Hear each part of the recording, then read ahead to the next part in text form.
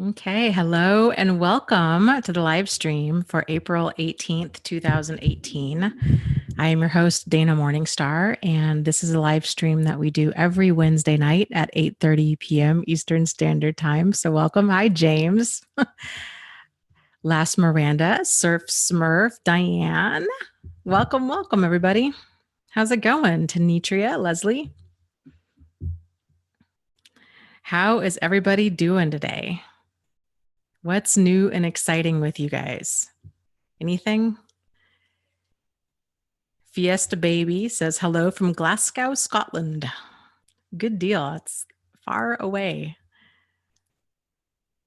Brian, hooray. Lots of people are on tonight.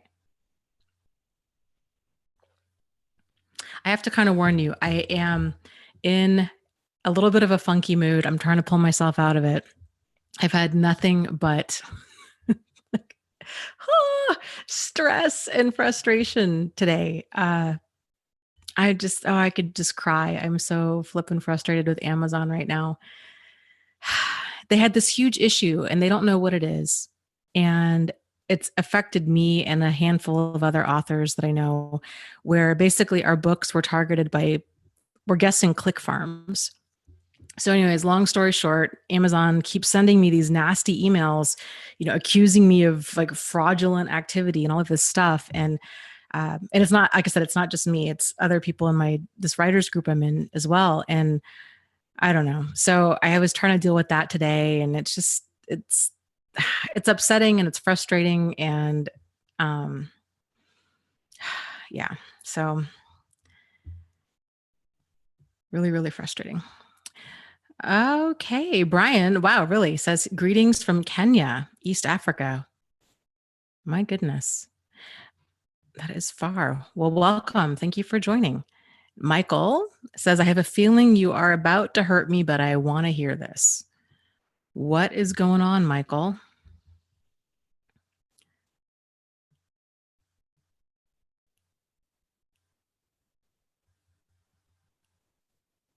Oh, seems like a lot of people are kind of in a funky mood tonight. Yeah. AB says, hi, Dana. Hi, everyone. Sorry about your Amazon ordeal. Well, thank you. Hopefully it'll blow over. Hopefully it'll end up, working out for the best. It's forcing me to put my books on a multitude of other websites just in case my account ends up getting closed down or something terrible happens. So, I guess I'll just try to cross that bridge if it happens, but it's a scary thing to think about that happening.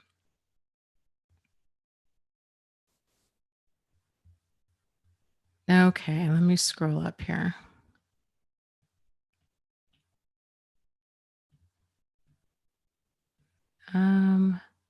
Michael says, I am the guy you are talking about. Can you keep talking in more detail?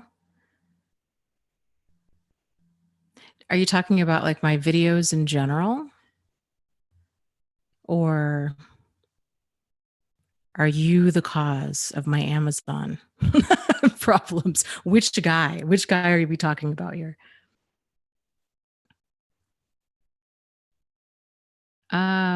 Let's see.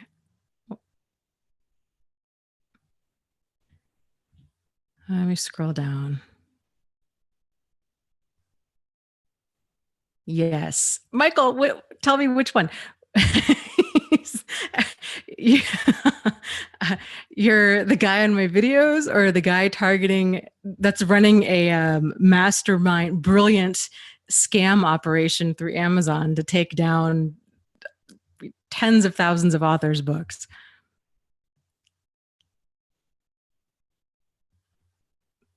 Last Miranda asks, Dana, what do you suggest to people who want to start a YouTube channel but are insecure about their attributes? I think some people are more comfortable on camera than others. I am not one of them. So I never set out to I never thought my videos were going to be watched. If I had known that, I really don't know if I would have ever started, to be honest with you. It's, it's difficult for me to be on camera.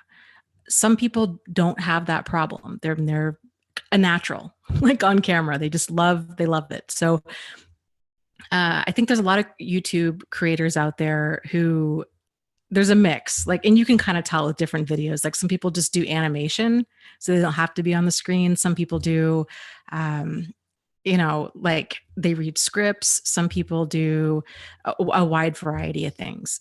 So it just, anything new in general, it's going to take some time getting used to it. So I guess I would start with that. Just kind of realize whatever you do, it's going to be awkward and cringy. It's just part of it. It's just part of figuring it all out. But don't let that deter you. If you really want to do a YouTube channel, you just have to kind of get over that hump of the cringiness factor. And I think with YouTube, at least speaking for myself, I really enjoy a wide variety of YouTubers for a wide variety of reasons. So I think when people tend to start a YouTube channel, they think that they have to be like somebody else. And that's not the case. There really is a lot of value in just being yourself and sharing whatever you want to share from an authentic place. If you're going to be talking about, narcissistic abuse, stuff that's like deeply personal, you may decide that you don't want to use your real name. You may decide that you don't want to give out a lot of details, which I would strongly advise doing, or not. I should say not doing. I would, change the person's name, that kind of thing.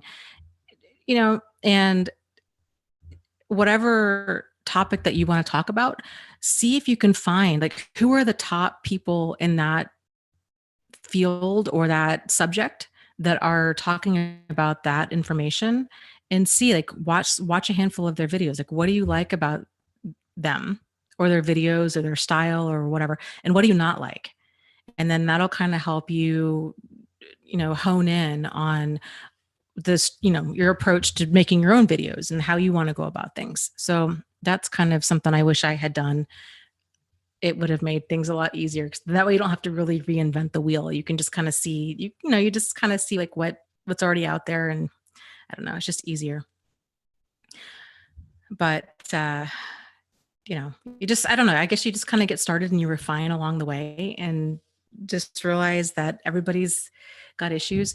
There's a lot of YouTubers out there that I really enjoy watching that are very open and honest about different things like their weight. I really like the extreme, weight loss type channels, or people that are very open about their, different disabilities in their life or whatever. And it's just very inspiring. It's like, you know what? If they can get out there and they can do this, then I can too. So I don't know. You just have to kind of see what works for you. Okay, let me see what's going on here. Fiesta Baby says, thank you very much for doing these videos. It really helped me with understanding narcissistic personality disorder. Well, good. I'm glad. I am glad. And yeah, it's, thank goodness for the internet. There's so much information out there, and especially on this topic. And there's a wide variety of speakers on this topic. And I always encourage people, go watch a handful of different speakers, because each one of us, presents information in a different way. And it's amazing. Like, I might not resonate with somebody, but then another speaker really might. So, it's just the cool thing. Like, there's so much information out there, and you just can sift and sort. Okay, let's see. Did Michael ever get back to me? I'm so curious to know what he was. Oh, okay. Michael says, I was a narcissist, but I really didn't know that I was one. Okay. So let's talk about that for a second, Michael. I think there's a lot of the traits having to do with narcissism, it's on a spectrum. And so we all fall somewhere along that spectrum. When narcissism really becomes problematic is when a person is they just don't have that insight that their behavior is in fact a problem. So if you see, you're like, wow, you know what? And frankly, I think a lot of people that watch my red flag series and start watching these videos and stuff, they see a lot of themselves in it. And they're like, ooh, yikes, does this mean I'm a narcissist? And, I'm really into like whirlwind romances and love bombing. And hey, you know what? Maybe I've even been verbally abusive. And they start kind of seeing some of themselves in certain things. If you see yourself in certain videos and you're like, I've done a lot of that, but you feel bad about it. And you're like, I want to change. Like I didn't realize that that's what I was doing. Then by all means, you totally can change. Where anything in general really becomes a problem is if a person doesn't have awareness that there's a problem, or if they do have awareness, they're not motivated to actually work towards changing. So if you have a desire to work towards changing, then go for it. Okay.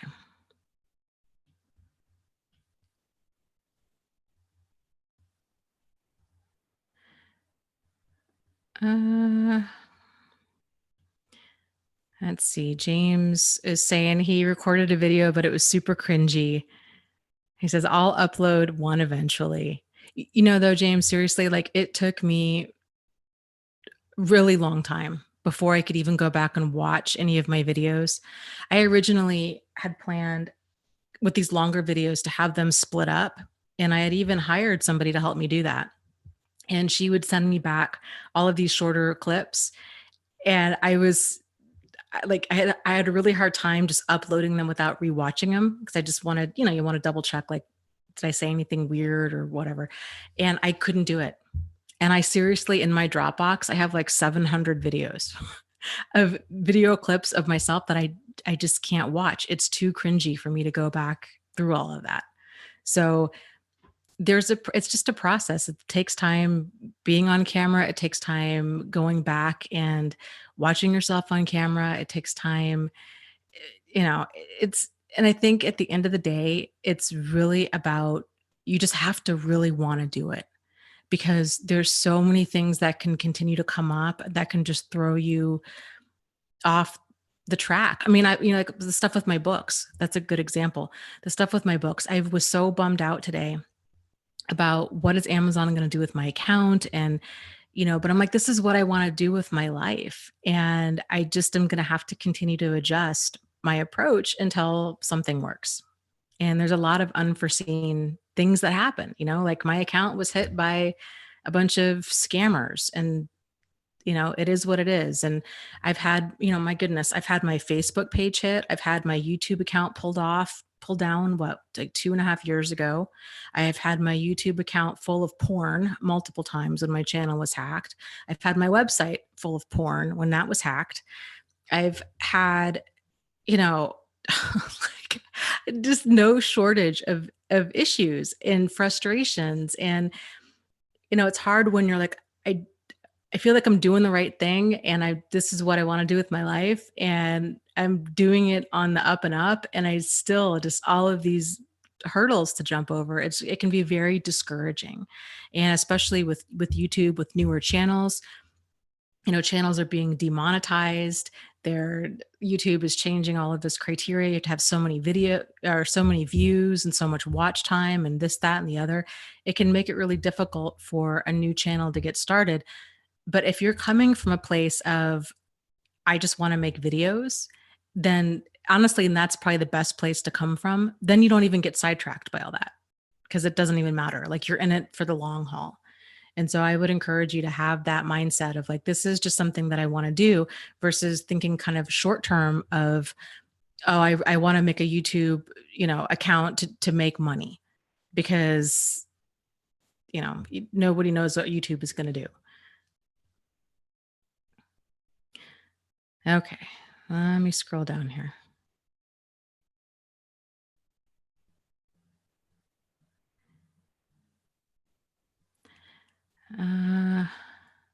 Yeah, Diane says, yeah, it's just bumps in the road. Yes.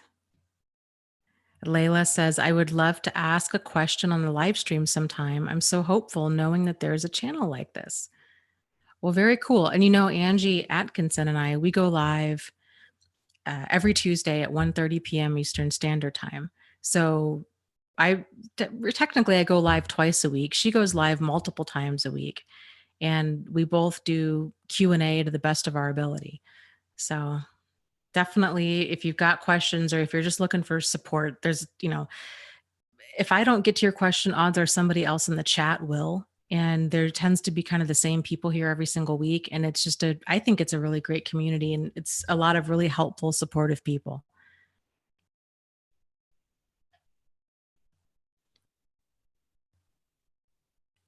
And Dandelion says, wow, Dana, you are resilient. Yeah. Well, I think it's one of the things, one of those things like it's almost a blessing that you don't see the full road, because if you know everything that you're going to encounter, it would probably just, I don't know if I would have started. You just can't anticipate all this stuff. So I think you just kind of just take the next step and then deal with whatever challenges present themselves and then take the next step. And I have to just tell myself, like I will figure it out. Like I will figure it out. This is what I want to do with my life. And if things happen, if accounts get shut down, if, trolls happen and really scary people happen and all kinds of things happen, and it's the learning curve, and it happens, and it happens to everybody. And, you just got to kind of sink your teeth in and plant your flag and decide that this is what you're going to do. So, if it was easy, then everybody would be doing it. So, okay. Mommy. Oh, Postmodern says, so Mike, she's asked, what happened with your account? It was hit by a bunch of scammers and what?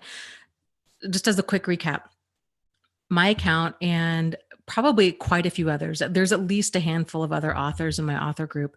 Our accounts, we had our ebooks enrolled in a program in Amazon called Kindle Unlimited, and that made it those ebooks free for people that were enrolled in the Kindle Unlimited program. So if you were a Kindle Unlimited person, for like $9.95 or whatever, you could read as many books on Amazon for free each month that were enrolled in that. Those books were also enrolled in Kindle Unlimited.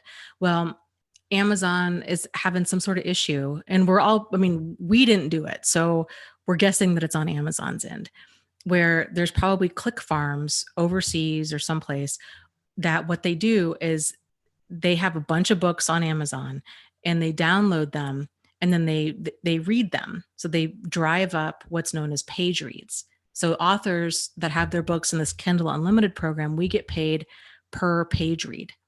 So it's free to the reader, but then it's like 0.0045 cents per page. Like it's,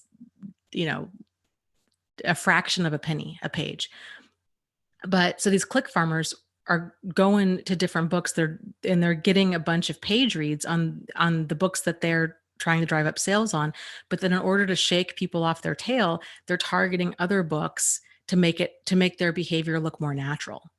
And so a lot of these other books, mine included, have gotten, actually it's only one of my books has gotten somehow involved in this. And so Amazon keeps sending me these nasty emails saying, we suspect fraudulent activity on your account, and you're not going to get paid for all of these page reads on your account, and basically stop scamming us. And I'm like, I'm not doing anything. So ended up today, because they sent me another nasty email. I called them and said, I don't know what's going on. I didn't do anything. I've stopped doing all promotions. Like, I don't know if scammers are coming in through me. I don't know how they're doing it. And I've just shut everything down on my end to try to stop it. So I had them pull my books out of that Kindle Unlimited program, because I'm pretty sure that's how they're getting in. And I'm pretty sure they're getting in through Amazon.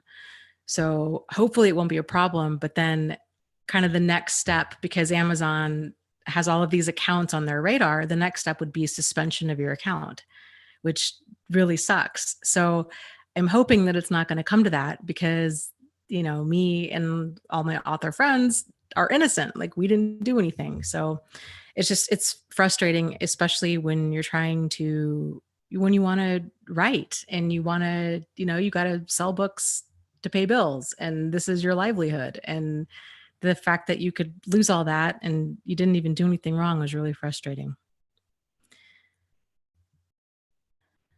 So, okay, let me scroll up and see. Um, cha cha cha.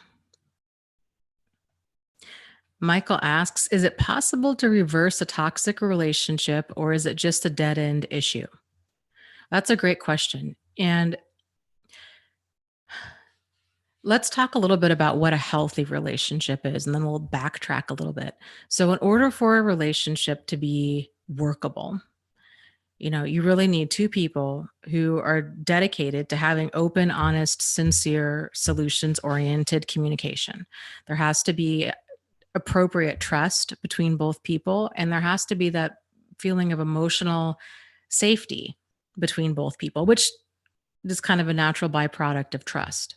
So those things have to be present. If any one of those things is not present, then it's impossible to have a healthy relationship.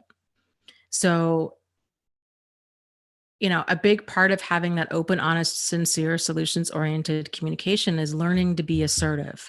And I think that's where so many of these relationships tend to be incredibly toxic is if you're dealing with somebody else, whether they're a narcissist or not, if they aren't comfortable being assertive, it's really difficult to have a relationship. It's impossible to have a relationship with somebody who can't be honest with what's going on with them. So if a person's being really passive, if they're being passive aggressive, or if they're being aggressive, then nothing's ever being really brought up and nothing's ever really being resolved. So, learning assertive communication is huge. Kind of being, just having that transparency and building trust and having your words and actions match up. Those things are all really, really huge. If like you were saying earlier, you're like, I realized that, hey, I had a lot of these, I was doing a lot of these things, I see it now. I didn't see it then. If you can go to your partner and be sincere and say, hey, just what you told us, hey, this is what I was doing before. This is the insight I have now. And working towards changing, then maybe, but it's difficult with when things start becoming really toxic. It's hard to kind of unravel that. So, and especially if you're dealing with, a difficult person, a toxic person, a crazy maker, or somebody who's really manipulative, somebody who's not really honestly seeking a solution. But I mean, all any of us can really do is if there's a problem, you can bring it up and it either gets addressed and it gets resolved or it doesn't. And if things continue to not be resolved, then it's going to be up to you to kind of reevaluate and figure out, okay, where are my deal breakers with stuff? And then kind of proceed accordingly. Okay, interested asks, I need help trusting others. It feels like I don't know who to trust. Well, that's a very valid question and something that a lot of people really struggle with. As far as trusting others, trust is something, this is I think a big game changer for a lot of people. A lot of us tend to go through life taking other people at face value. We just we trust what they say, we trust that they have good intentions. We're really projecting our own moral compass and our own intentions and thoughts and feelings onto them. And of course, that can really get us into trouble if somebody else is very manipulative or they don't have the same moral compass. And so it's a big aha moment when we realize, okay, not everybody's like us. And the way that we might have navigated other situations in the past by having that open, honest, sincere, solutions oriented communication, that might have worked with other people in the past. But if you're dealing with people that, are manipulative, that are, chronic liars and all of this kind of stuff, that same skill set does not work with them. It just makes things worse because they're not trying to reach a solution. They're trying to keep us manipulated so they can continue to do whatever they want to do. So I think understanding that there's different types of people out in the world is a really big and an important lesson for us all to learn. That's kind of the starting point. The second part of that is once we realize, okay, not everybody is like us, then, and we can't take people at face value, especially people that we meet online. It's just become a haven for scammers and predators and trolls and, disingenuous people. So if, you know, we can't trust people online right away, and trust happens over time. So it's just slowing things way, way, way, way down, and just just moving slow, just moving slow, and paying attention to your kind of your intuition. And if you're feeling like something's off, if you're, you know, trying to not give other people the benefit of the doubt, but actually seeing, oops, my microphone, but actually seeing the situation clearly is a huge part of things. So hold on, my thing is not working here. There we go. Seeing the situation clearly is a big part of it. So if we're seeing the situation clearly, we're taking things slow, we're not trying to convince ourselves, we're not trying to justify red flags. That's a big part of it. We're paying attention to our intuition. If something feels off, it's probably because it's off. We're backing things up so we can get that emotional distance to see, just figure out how to proceed with this person. Does this mean we need to go no contact with them? Does it mean we need to go low contact with them? Like, what exactly does it mean? And then proceed accordingly. And so kind of once you get those skill sets under your belt, and once you get them, you're practicing them and you're refining them, then you'll be able to better trust yourself, because you'll walk away from situations that are problematic and that just don't work for you. So once you can kind of take your power back and you're like, you know what, I'm not going to sit around and get dragged through hell. Like, I'm not going to wait around until they actually prove me right that they really are problematic. I'm going to leave way sooner. If things start getting squirrely, if there's perpetual confusion, if I'm experiencing mental anguish, if I'm wondering, is it me? Is it them? If you're just kind of feeling just, emotionally upset and just the mental anguish and the confusion and all of that, that's not normal. And we don't tend to feel that way unless we're around people that are really manipulative. So I think kind of getting grounded, reminding yourself that it's not you. Like, you don't always feel this way. It's just around problematic people that you feel this way. But this can be very confusing for a lot of people at first, because, hold on, I got to readjust here. This can be really confusing for people at first because they may think, oh, well, I feel like everybody is an emotional manipulator. Like, I really don't trust anybody. But what I have experienced, and I think what a lot of people have experienced, is it's not just like you or your PTSD or your past. It's that your eyes are opening to what problematic behavior is for perhaps the first time ever. So now it's actually crossing your radar. And we don't need to figure out, like, is this person a sociopath, or are they a narcissist, or are they normal? Like, we don't need to go, that'll get you off in the bushes. Like, we don't need to go black or white kind of, thinking with that. It's more of, is something a problem? And learning to identify, like, what's a problem for you is huge. And a lot of this, just takes practice. But if you can kind of aim for keeping crazy makers out of your life, that's a really great start. And that'll get rid of a lot of problematic people pretty much, within like the first month or so. So I hope that helps. Okay. Let me scroll down.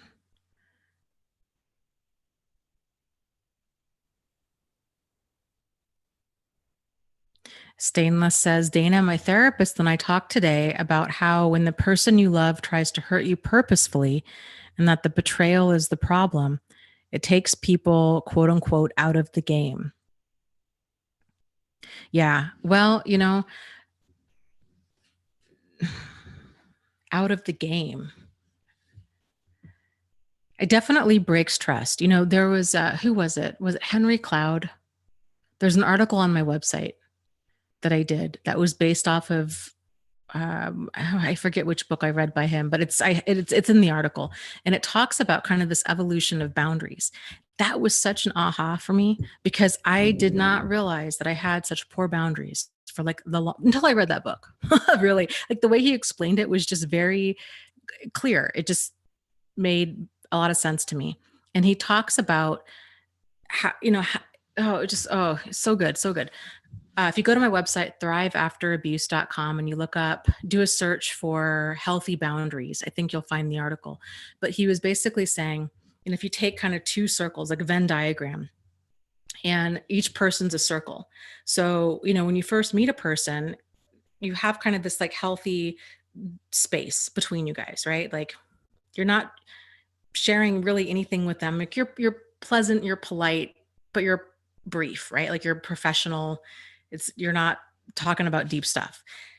The more you kind of get to know them, the more you start to share with them. So then there's kind of this merging. So then over time, maybe you're opening up like 10% to them, and they're opening up about 10% to you. And then with friendship, how did he put it? Something like people are sharing, roughly like, I don't know, 25 to 50% of their life, like things that are really going on with them. And with a partner, and then there's kind of this overlap, right? With a partner, it's also, I don't know, 50%, 75%. Like you're not sharing every single, thing with another person, because you don't need to. Like, you don't need to be an open book to another person. Like there's certain things about us that it's okay to have a certain degree of privacy in your own life. So that was a big aha, because I think a lot of people think, oh, I'm in a relationship, I need to answer every single question they ask of me. I need to offer up every single detail of things. And you don't. Like, it's okay to have certain things about your life that are just private, that you don't need to discuss in detail. If somebody breaks that trust, then those circles need to go way back. So if the circles are, let's say on paper, are like 3 inches apart from each other, like this is the healthy space for strangers, because you don't know that person. If a person has actually broken trust and has done something intentional to harm you, you need to back up to the point, past the point of them being a total stranger.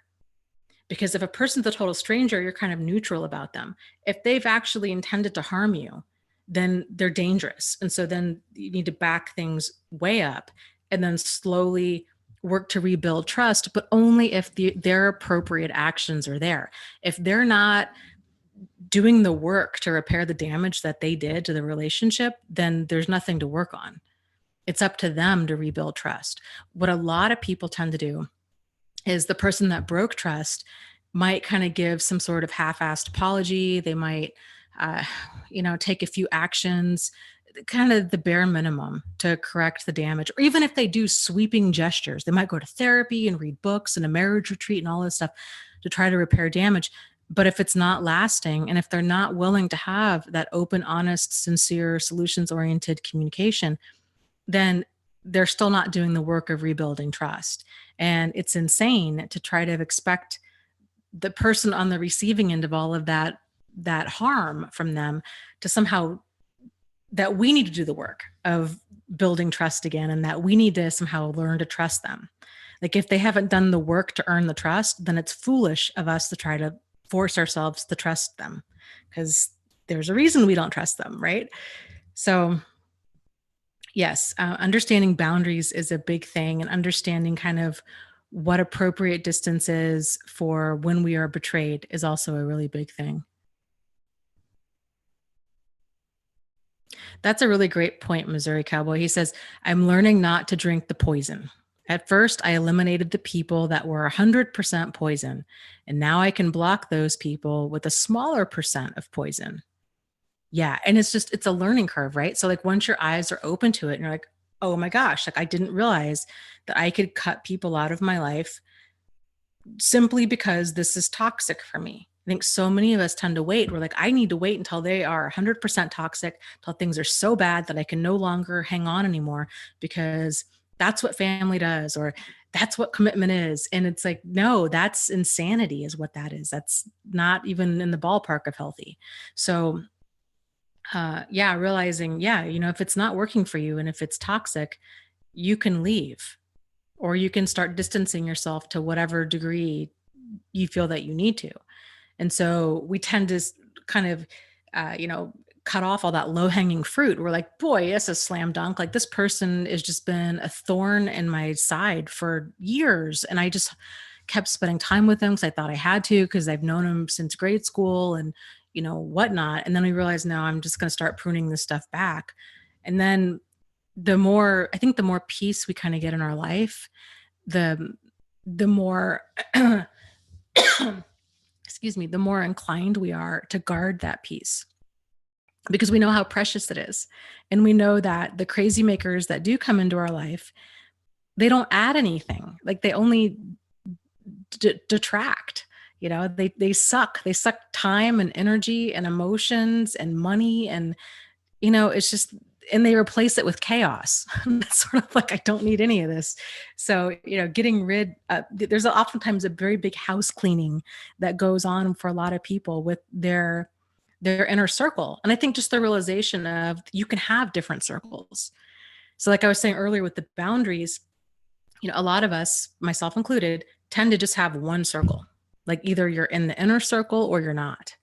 And I think a healthier concept of boundaries is that there's different circles. So, like, your coworker and perhaps your neighbor are not going to be on the same circle, on the same ring of the circle, as as a very close friend. And the people that are in your inner circle need to have really earned a spot there. They're not just there because you've known them since grade school or because they're family. Like, they're there because they treat you with dignity and respect. There is that emotional safety and security there. You feel nourished by their presence. They're solid people in your life. Like, they're the people that you would want in your inner circle. And obviously, and hopefully they're doing the same, right? Kind of thinking about their inner circle and who goes in which ring. And then as you grow and change throughout your life, people are going to be shuffled around. If you decide to take up bowling or, sweet potato farming, the people that you're spending time with are probably going to change. Right. So, and that's normal. So then those people that are really interested in bowling or what have you might start kind of trickling into your inner circle, because now you have more in common with them. Like, it's just more nourishing. That's where you are at this stage in your life. And maybe the people that were in your inner circle, but now they're going through stuff in their life, and they've radically changed, or you know what I mean? Like, then they might kind of be moved to a different ring. Maybe they have children now or grandchildren, and so that's their priority. And so kind of where their priorities are for their inner circle has changed. And it doesn't make anybody necessarily bad or wrong or mean. It's just, life is about growth and change, and kind of shuffling people around and figuring out who's a good fit for who and at what time. That's all part of it. Okay. So let me scroll up here.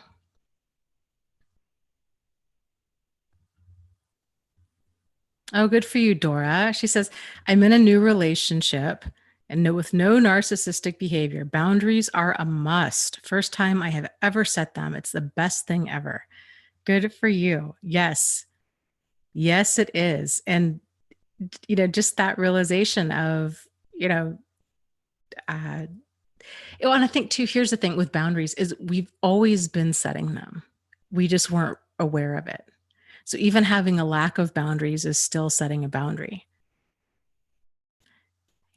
Although our boundary was not very strong, it's kind of like a soggy noodle, and people, were just go right through it. So realizing, yeah, you know what, you set the pace, and that it's okay to be assertive, and it's okay to bring things up, and it's okay to, to I don't know, just like be in the driver's seat of your own life, and people will either understand that or they won't.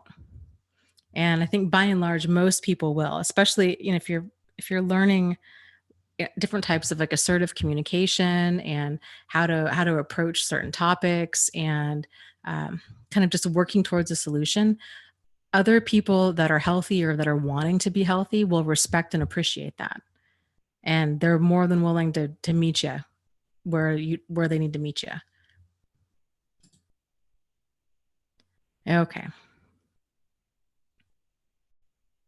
Yes, and that's such a good point too, Maria. She says yes. And another level to all of this is once you really grasp your deal breakers, then you can start to really focus on people in your life having your deal makers. I need healthy people with my deal makers in my life. Yes, absolutely.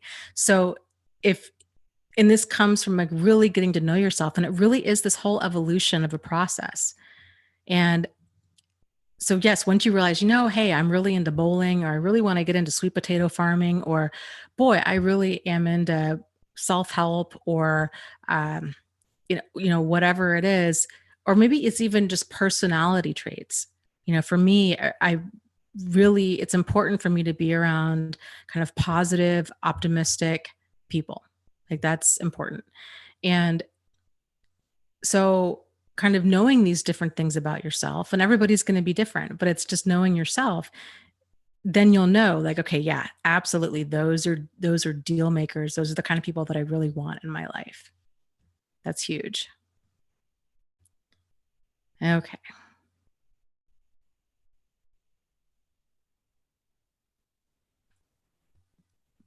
Truth Seeker says, yes, it's hard to be assertive if you're surrounded by passive aggressive shamers.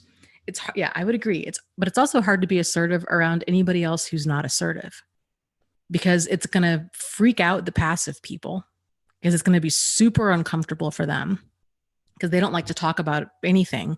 They just kind of want, that's just, and I feel like I've been probably each one of these people at different points in my life.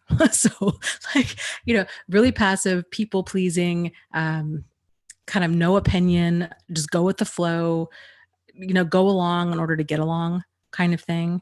And then passive aggressive, like you start wanting to have an opinion about things, you start wanting to speak up, but you're not really comfortable with the tension, and so things just tend to stew. And then there's more, your passive aggressive stuff, like, you turn up your music really loud, or you're slamming doors, or it's just kind of subtle jabs at another person, or there's no shortage of passive aggressive kind of stuff, talking to other people about the person that you really have the issue with, like that kind of stuff.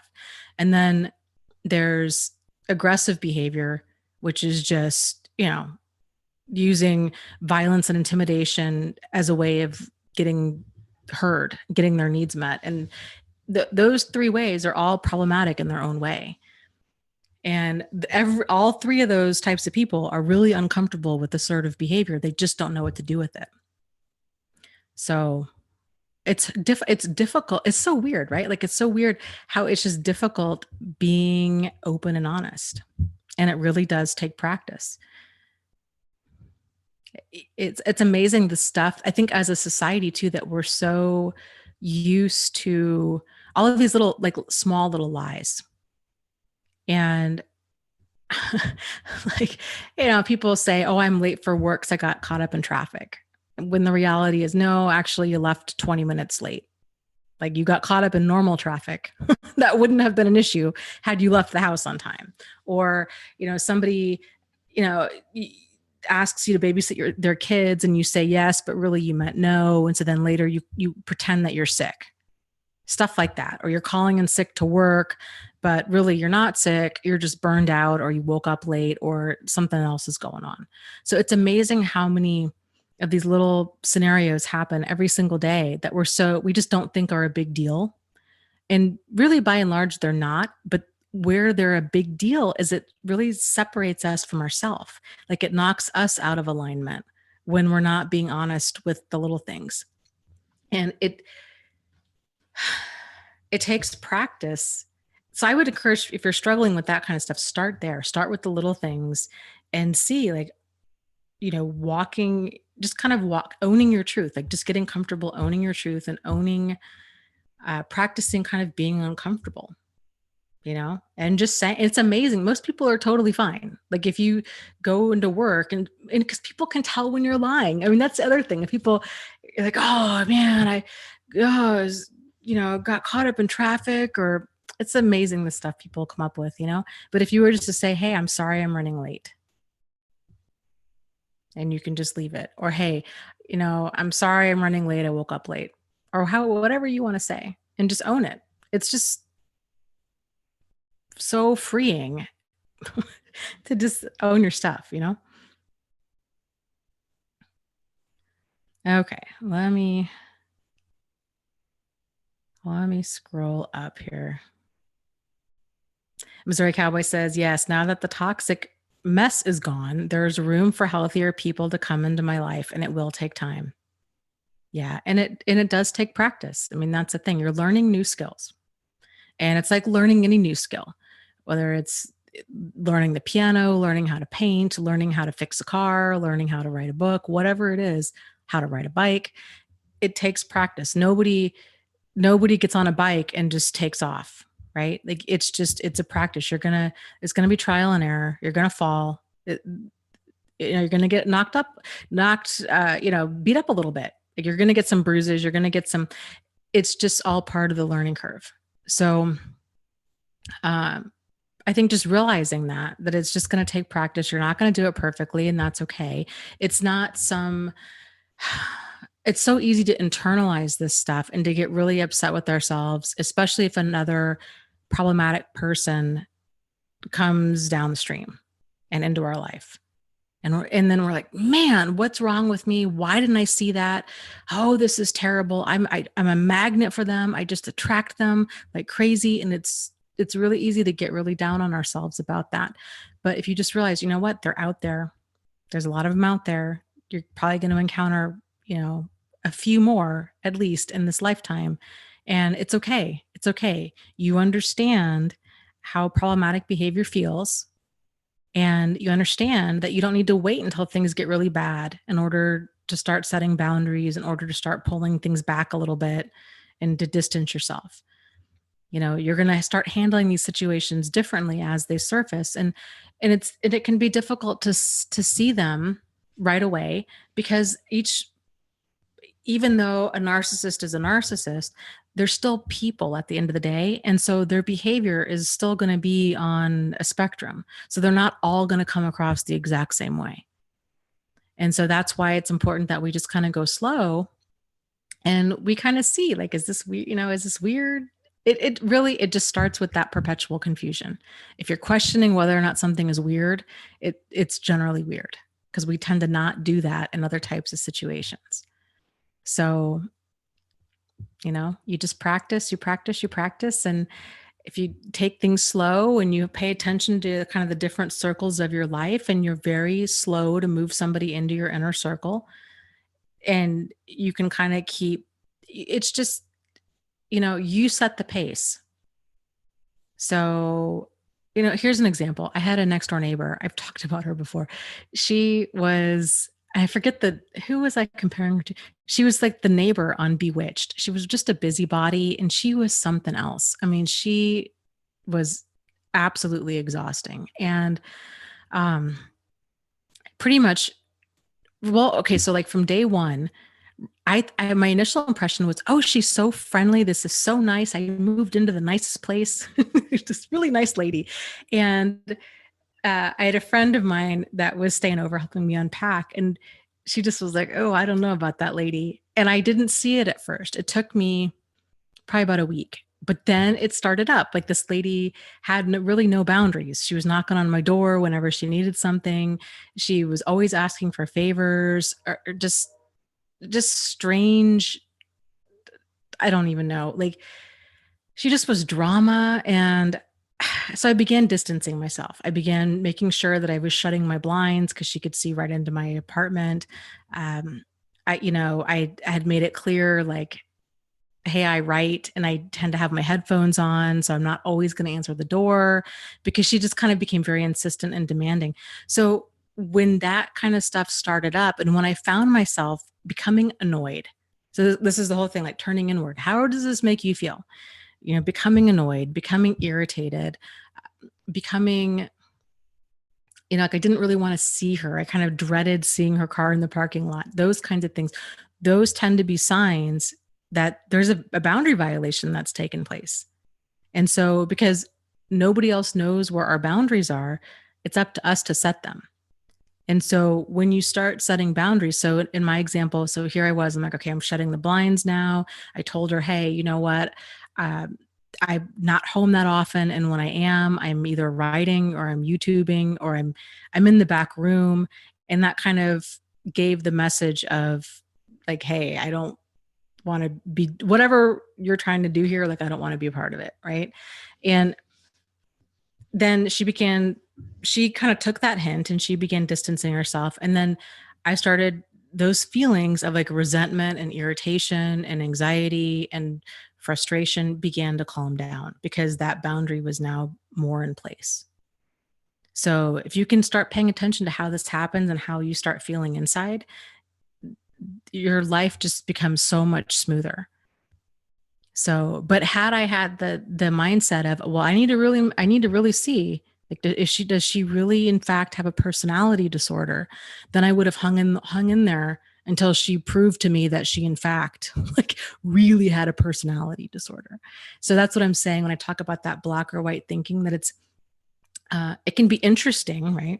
And helpful to figure out if a person has a personality disorder, but it's not necessarily the most important thing. Because if we're waiting around for them to really prove, hey, I really need you to just push things to a point of ridiculousness, we've waited too long. So, okay. Let's see, let me scroll up here.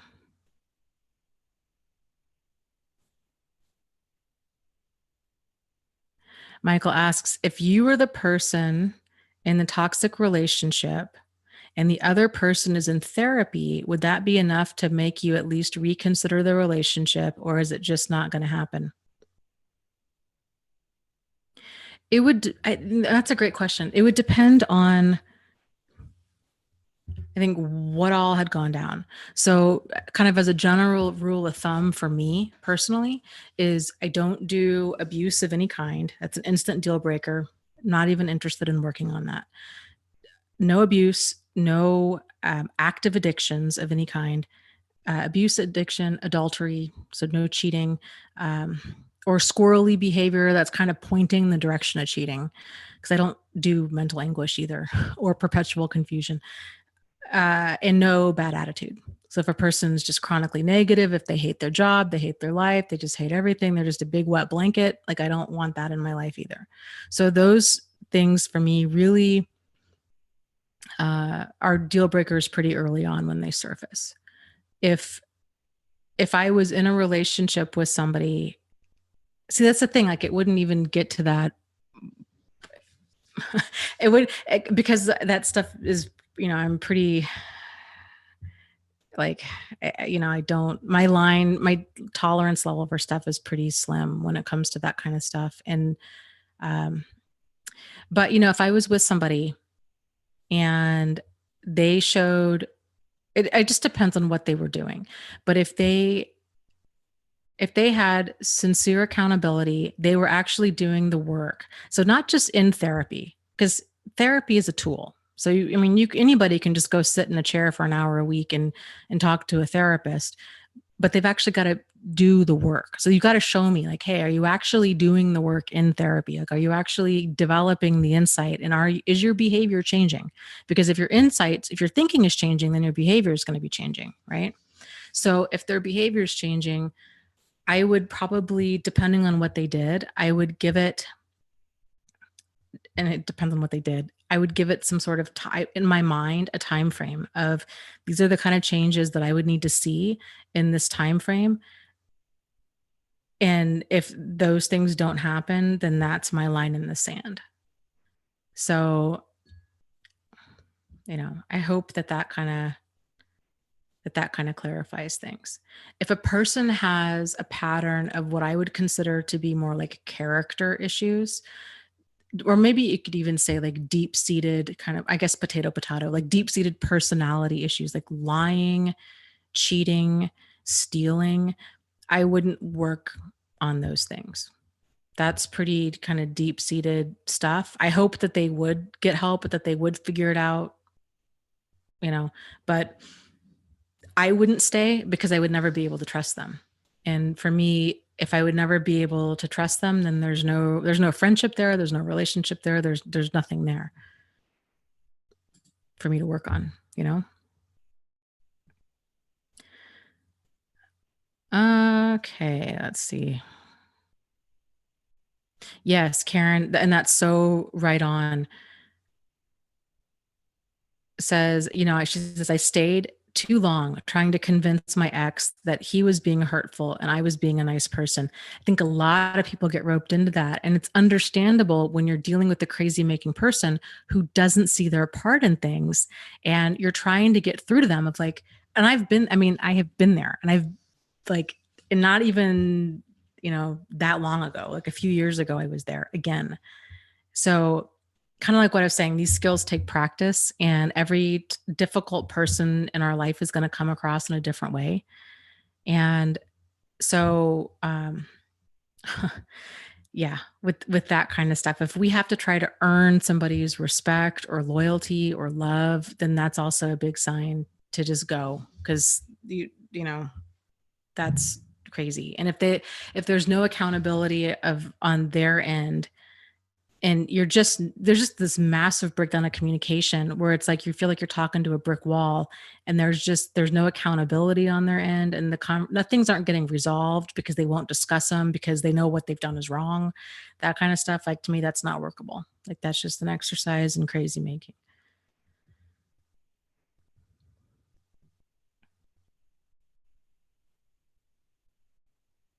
Okay.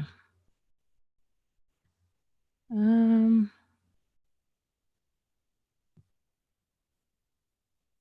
Venice asks, if the narcissist hates you as much as they seem to, then why won't they leave you alone?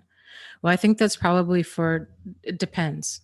If they're sadistic, then they enjoy causing pain. They enjoy getting that reaction. It makes them feel smug and superior. Like, look at what I can do. Look at what buttons I can push and how reactive I can make them. So that's, I think, a big part of it for a lot of them.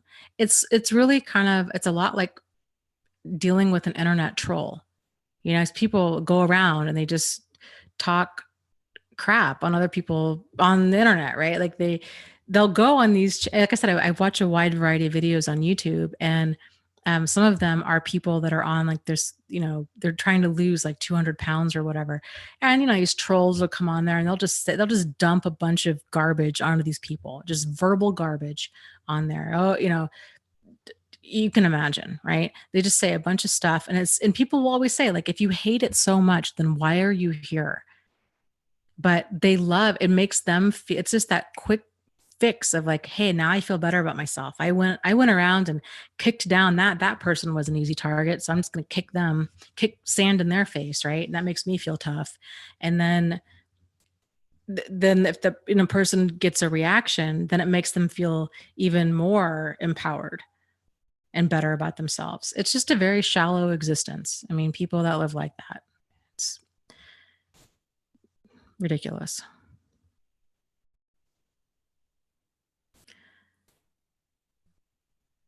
Okay.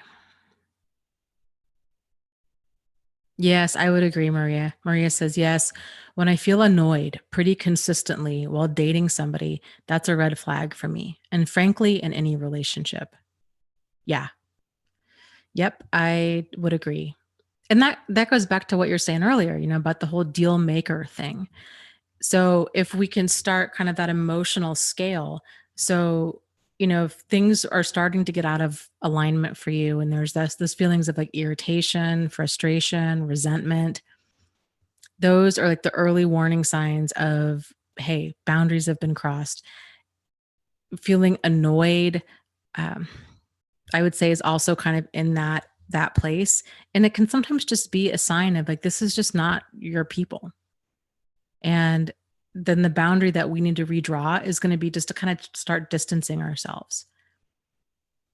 Like, we just might not see eye to eye, and those people are, it's just, sometimes it's just incompatibility. So, and that's okay. Like, we don't have, I think, and honestly, realizing that it's being incompatible with somebody is also okay, can be very eye-opening for people. If we've been going around thinking that it's all about, we need to have everybody like us, and that we need to keep everybody in our life, and we've been doing all this people pleasing and kind of like ingratiating kind of doormat behavior, and realizing it's okay to just be incompatible with somebody. Like, they don't need to be bad or wrong or a narcissist. It doesn't have to be so extreme. Like, they could just be like not our people, And I think once you realize that, of like, oh, it's okay. Like, you don't have to be friends with everybody who wants to be friends with you. Like, if there's things about them, they're like, man, I just am really, this is just not like enjoyable for me at all. That's okay. That's totally okay. And so then you just start distancing yourself, right? Like, you distance yourself and don't let them set the pace. So if they want to see you, if they want to go to lunch with you every single Saturday, but you're like, man, we have nothing in common. Like, I just don't find this time to be well spent at all, then there's no point in going. So, okay.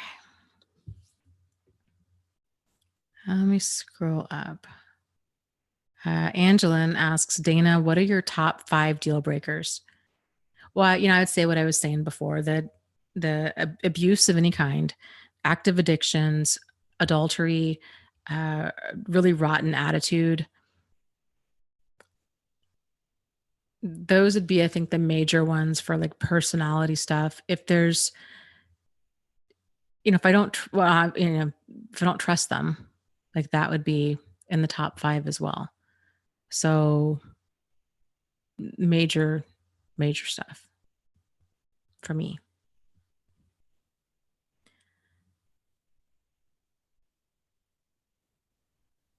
Yeah. And Diane, that's a great point. Says, my ex used my private stuff against me, twisted it, and made it seem bad. And so that goes back to that whole, is this person emotionally safe?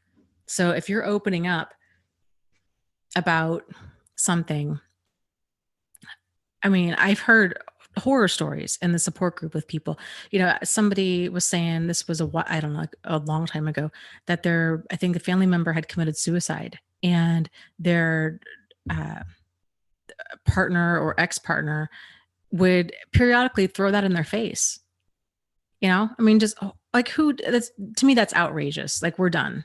Like, that's such a breach of trust, and of like, it's just way past the line of what is even remotely appropriate. Like, you just don't say stuff like that. So, just saying things to really cut deep like that is just not cool.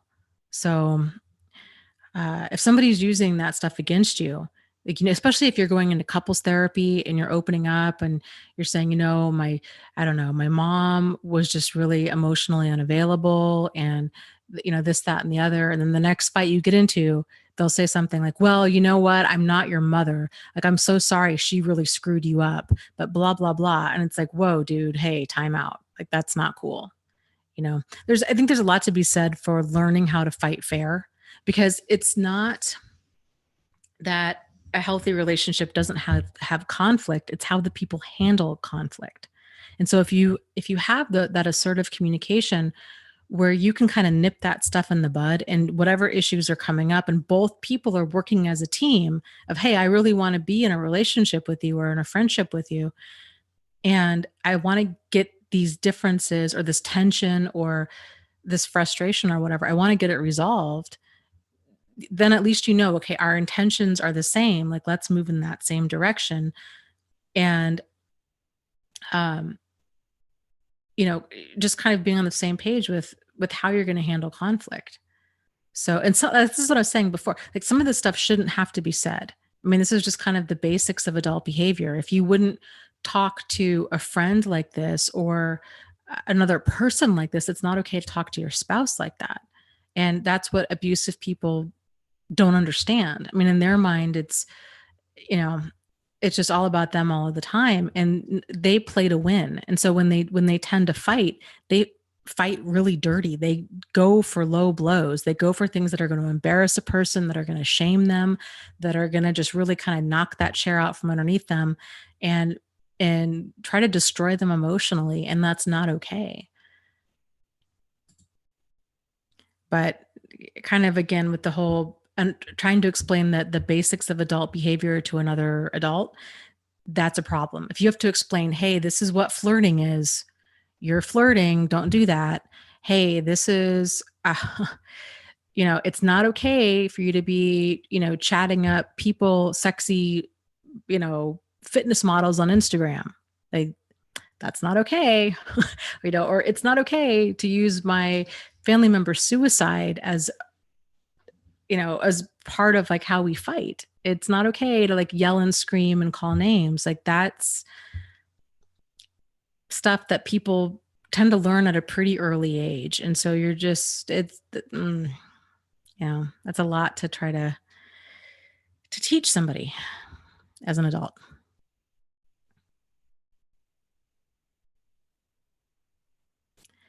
Okay.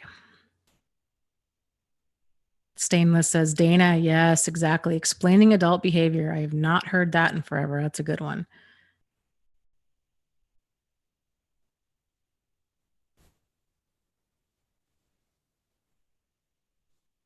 Jennifer asks, I'm so bad with boundary making.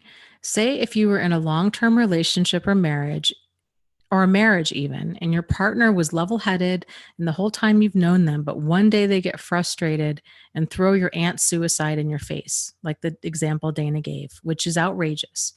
But can that be something to forgive if they apologize later on?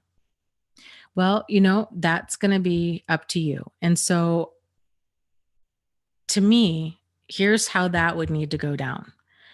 They would need to be aware of, hey, I've really crossed a line.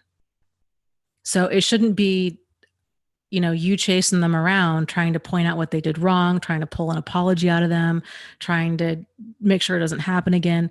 That would be us doing all of the work, trying to fight for them trying to fight for us to be treated with dignity and respect. So if somebody says something and they're like, you know what, I'm really sorry. Like, I don't know where that came from. That was a low blow. And that was not cool. I am really, really sorry. And this won't happen again. If they're sincere and they own it, they fully own their behavior, they don't fight you on it. They're like, hey, well, odds are if a person's going to fight you on it, it's because they're not sincerely remorseful for it and they've been painted into a corner. So let's compare and contrast that. So that would be my example, right? So somebody slips up, they say something really, really hurtful, but then they're later like, you know what? That should have never happened. That will not happen again. I am really, really sorry. And they own it. Versus somebody who says something hurtful, we confront them. What you said the other night really hurt, and that was not okay with me. And they don't own it. Well, you know what? We were fighting and you think you're perfect. And they're deflecting it. They're minimizing it. They're not fully accountable. Then to me, that's a pattern. Like, that's setting a pattern of they're just not owning their stuff. So, I don't know. It's going to be kind of up to you. There was a gal in my writers group. This is an interesting thing that's kind of tends to be an ongoing thing in that group, is people who have unsupportive spouses or significant others. And I get it. I mean, you're a writer. Like, it's not known to be, you're probably not going to get super rich writing books, right? So a lot of spouses are not supportive. And this one gal in there had said, she came back from this conference. She was so excited about it. And her husband, out of the blue, just says to her something along the lines of, I'm so sick of hearing about this stupid conference and your stupid books. And she said she was just devastated by that. And it just knocked the wind out of her sails. And it kind of, she didn't even know what to say. It just really knocked her off balance. And it was interesting listening to the different responses of people in the group. And so my initial response was, this probably isn't the first time that he said something like that. Because most people, they've been married for like 20 something years too. So, you know, she didn't have a response, because I asked her, I said, well, how did you respond to that? You know? And she's like, I didn't. She's like, it just caught me so off guard.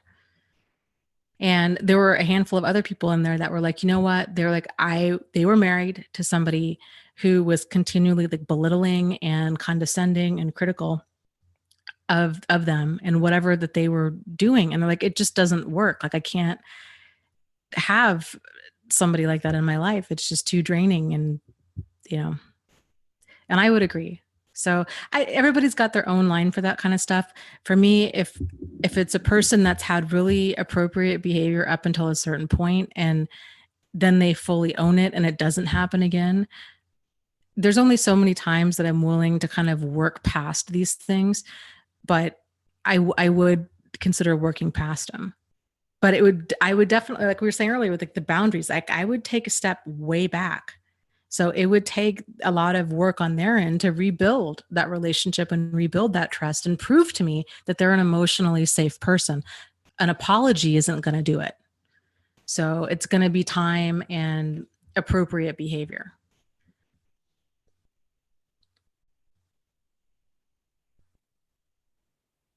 Truth Seeker says, yeah, that's awful. I can just imagine it's like a wind knocked out of your lungs type of comment. Yikes. Yeah.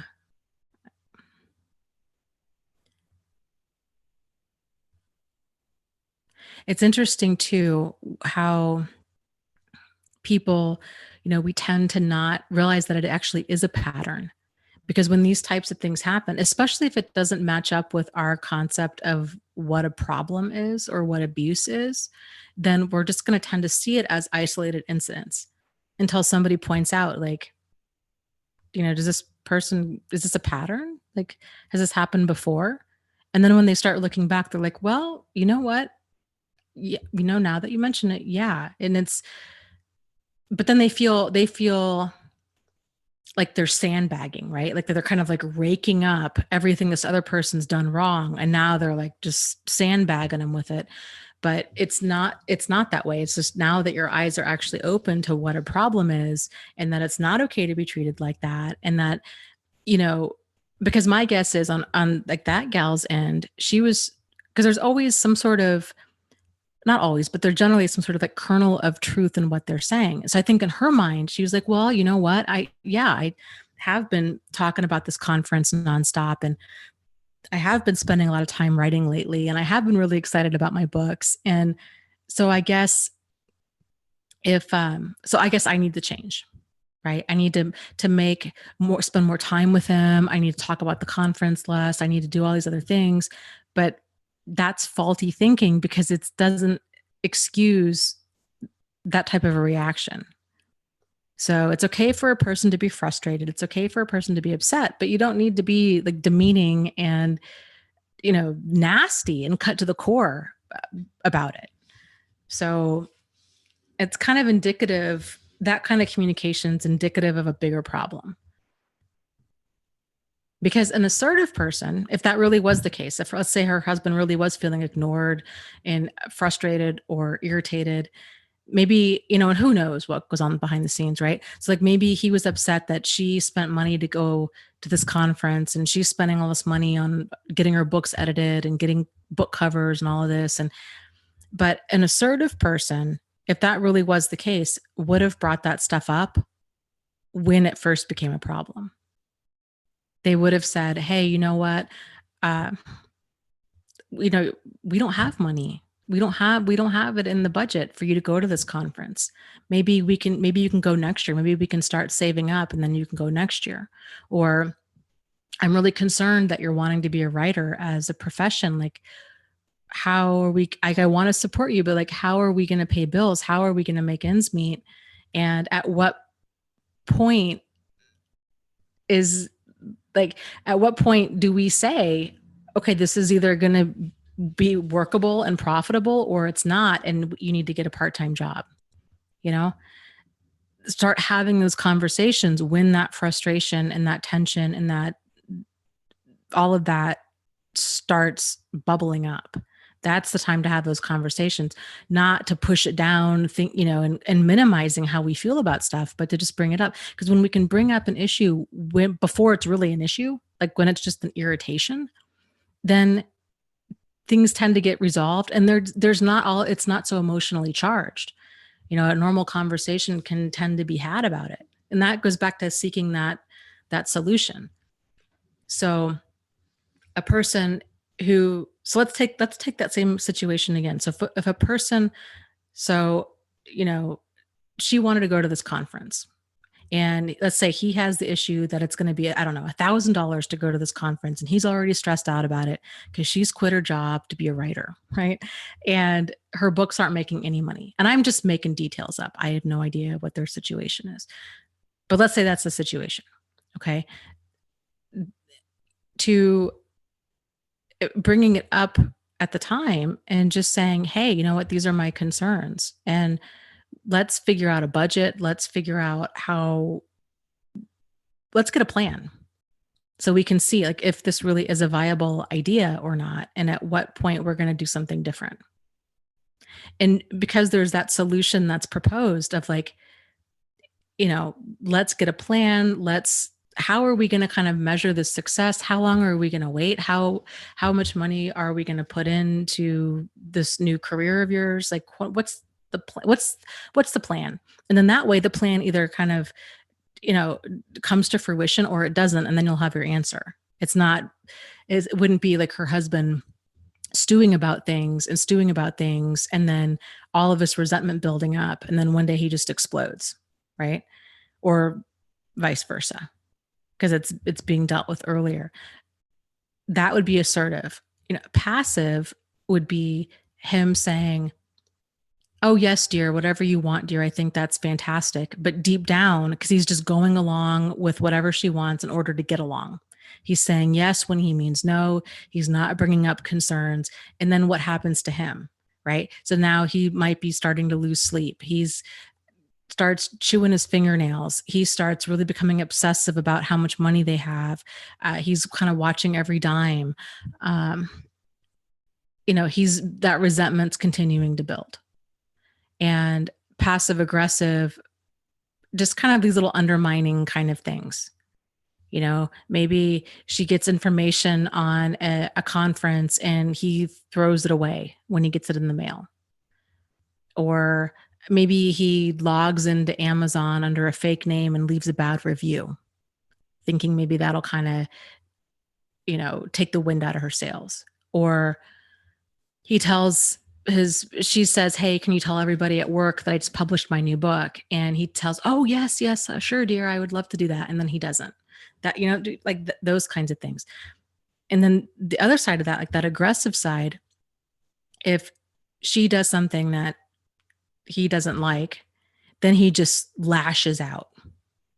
So, and just starts throwing out, I call it, maybe this is maybe I don't call it, maybe this is just the term, but I call it kitchen sinking, where it's just, there's throwing everything at the other person. This is stupid. You're stupid. Writing is stupid. Your books are stupid. Conferences are stupid. You're the problem. And there's just blah, blah, blah. Like all of this stuff kind of comes up all at once. And then they just start really lashing out at the other person. And that's when a person really becomes aggressive like that. They really are playing to win, and they can really, hit below the belt. So it's a problem. Once you, I think, practice the skills of being assertive, it's uncomfortable at first. And it takes a little while to get, like we were talking about last week, getting comfortable with being uncomfortable. It's going to take a little while to approach situations. But I tell you, after you do it a few times, You're like, "Oh, this is just so nice." It's just so nice, and it can take a little while to kind of detach from feeling responsible for the other person's emotions, feeling guilty or mean or bad. So again, same situation, the writer situation, right? And assuming that her husband's a good guy and that she's a good person and that there's no abuse present. Okay, let's just say she wants to go to the conference, he doesn't want her to go. Uh, he might be really uncomfortable, like to bring it up and be like, you know what, man, I know this is a really big thing for her and I really want to support her, but I it's stressing me out. Like I'm losing sleep over the money thing. And I just don't know if now is a good time for her to quit her job and to do this full time. Like that's just a dicey thing to do. And, but if he can bring that up and get comfortable with that confrontation, even though it's a very minimal confrontation and they can work on that communication, those issues, like those types of confrontation, that types of conflict can really bring people closer together because they're working towards that solution. So that's what I was saying earlier. Like, it's not necessarily avoiding conflict in a relationship, it's how people handle conflict. And it's working towards that solution and being like, it's that, and that each person knows, like, hey, I'm emotionally safe. Like, you can bring stuff up. Like, let's discuss this. And knowing that everybody has good intentions, right?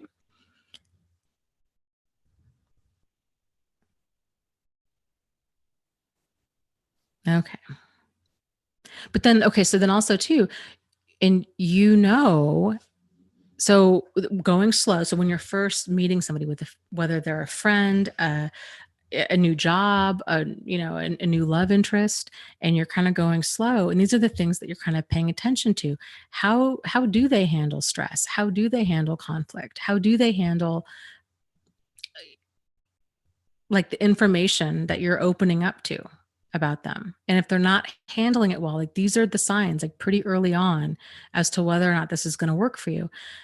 If you can get into that kind of internal alignment where you have that assertive communication and you have healthy boundaries and a solid understanding of your deal breakers, and um, that if you are going to try to reach a solution, that you're not going to continually try to reach the same solution about the same issue, that you have a line in the sand when it comes to stuff because it's either getting resolved or it's not, then other people will either kind of rise to meet you at the level that you're at, or they're going to continue doing whatever they're doing, or you're going to get really tired of that really quickly and then you're going to leave.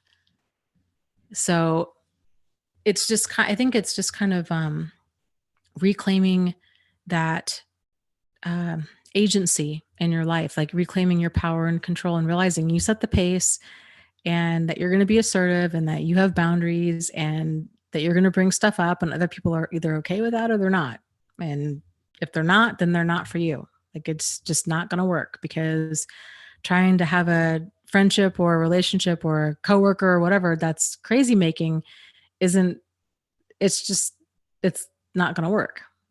It's going to cause mental anguish and perpetual confusion and resentment and all of that stuff. And somebody said in the chat that resentment's a lot like battery acid in your life. And absolutely, it really, really is. And once you realize, you're like, hey, I don't want to be, you know, swimming in battery acid, then it's just kind of, it becomes very clear, like, okay, I just need to not be in this situation.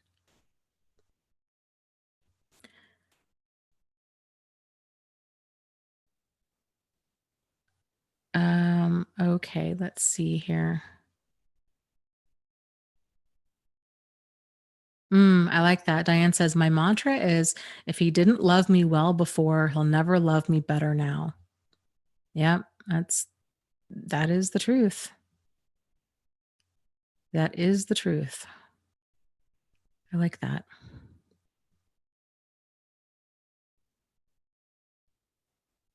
Yes, Maria, thank you for bringing that up. She says, Dana, I used to kitchen sink in fights, and I realized I had so many pent up resentments and issues. I was like an inactive volcano. Now I know I cannot let resentments build up. I have to deal with things. Yes. Oh, well, thank you, Cynthia. for the live stream donation. She says, "You helped me understand relationships like I have never before, and I thank you." Well, I am thrilled to hear that, and thank you so much. And I just really appreciate that. So thank you. Maria, and I agree. I used to do that. I used to do the same thing. I had a friendship, a really good friend of mine. Um, we just had everything in common. And in junior high and high school, and I would say, was personality disordered. And then she was viciously attacked and had a brain injury. So she had a brain injury on top of a personality disorder, and she was something else. And anyways, my friend and I lived together. She married young. It was me, her, and her husband. We all lived together in our early 20s. And her mom just she didn't care. She had no boundaries. She would come over to our house. She was continually getting evicted from places. She had a really awful temper. She was entitled. Her mother just was always difficult the whole time I knew my friend. And my friend wasn't comfortable standing up to her for a wide variety of reasons, because she was her mom first and foremost. But then she also had a brain injury. So it was and she'd been viciously attacked. And so there was all of this like, God, she can't really help it. And then her husband didn't want to say anything because he didn't want to upset his wife. And so, but it was like impacting me because the mom was always there, and she just was difficult and demanding and awful. And this was this ongoing issue. And it brewed and brewed and brewed. And then one day I just had this explosive moment. I got into it verbally big time with her mom. And we got into this screaming match in my living room, which takes a lot because I don't fight. I'm not a fighter by nature, but I'm definitely not a screamer. That might have been the only fight that I can really even think of that I have screamed at another person at. It just became so heated, and it ruined our friendship. And, it's sad. So that was such a, so let me also point out there's other things in that scenario that I think can be squeezed out and used as lessons now. So my friend was really cool. We got along famously, but here she had this other person in her inner circle who was dangerous and destructive. And I think that's something important to realize too. And this is the part of the going slow thing, especially for dating people. And so I often wonder like how all of that played out in their marriage, because her mother was way overly involved in all of it. And I know her husband was just stewing inside. And, so it was continually causing issues in their marriage. Obviously, it broke up our friendship or played a big part in breaking up our friendship. And so it's important, I think, to pay attention to who's in their inner circle. So if you're dating somebody and they're fantastic, but they have a child who is, an out of control addict, or, they have a mother or a parent or somebody who is difficult and demanding and who expects to move in with you and all of this kind of stuff. That's stuff to look at too, kind of who is in their inner circle and how is this going to impact your life? And is this something that you really want to get into? So just some things to think about. But yes, learning how to not have resentments build up is a huge thing. And I think a big part of that too can come from, and we've talked about this before, but the whole drama triangle, like getting out of the drama triangle. So if you're not familiar with that concept, visualize a triangle, and then you have victim, persecutor or abuser, rescuer. And so if a person's kind of in that triangle, then they're playing one or more of these roles, and they just kind of slide around between one of those three roles at any given time. And that is an exercise in crazy making and in futility, because that's not, any one of those three positions is not a healthy position to be in.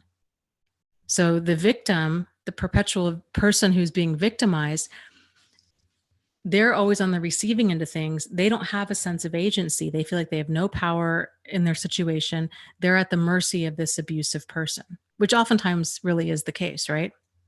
So they, and so the victim tends to be very focused on trying to change the abuser, because if they don't feel like that they can leave, or that they should leave, or that anything's going to change, then the only option they have left is then to try to change the abuser. But of course the abuser doesn't want to change, right?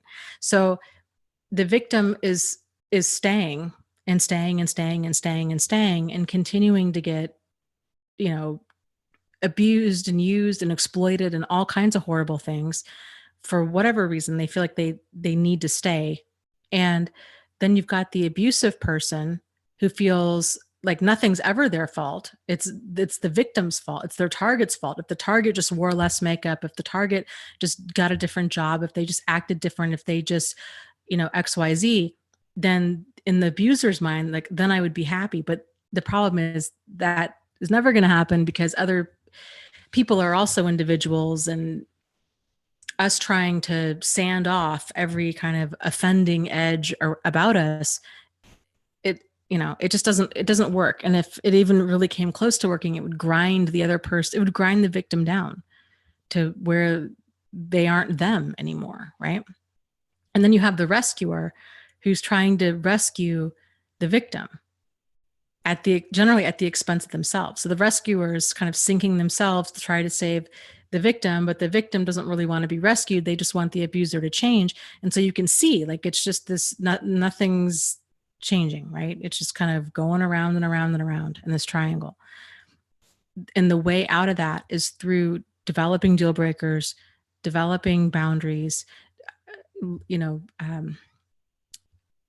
raising our standards, really instilling the belief that we matter, and that we don't need to be that we have power, that we can, that we can walk away from hurtful people, that we can distance ourselves, that, we have power in our life, and that we don't need to kind of hope and pray that other people are going to be nice to us. Like, they're going to be whoever it is that they actually are, but that we're going to respond accordingly.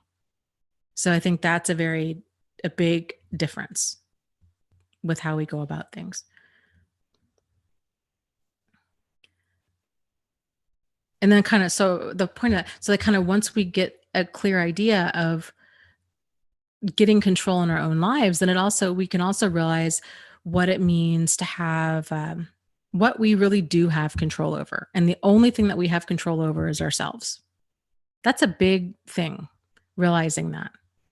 We can't make anybody leave an abusive relationship. We can't change anybody. We can't change the abuser. If they're a porcupine, we can't make them into a kitten. Like, they are who they are. And realizing all we have control over is ourselves. But that's part of the madness of it all, is oftentimes the person that's the victim in the situation doesn't realize that they do have control. And that's why they continue to try to control them. Like, I don't have the problem. I don't have a problem. Like, I twist myself into an emotional pretzel, and I give 2nd and 20-second chances, and I always look at the good in the situation. And I'm compassionate, and I'm forgiving, and I just continue to try to accommodate them. I don't have the problem. Not realizing that a lot of what we'd been doing is part of the problem. And if we want to get these people out of our lives once and for all, we need to get in tune with what our healthy boundaries are, and start having standards, and start learning to say yes when we mean yes, and no when we mean no, and not letting other people set the pace, and holding our ground, and learning to be assertive, and learning that we're going to walk away from situations, especially if things start becoming abusive. So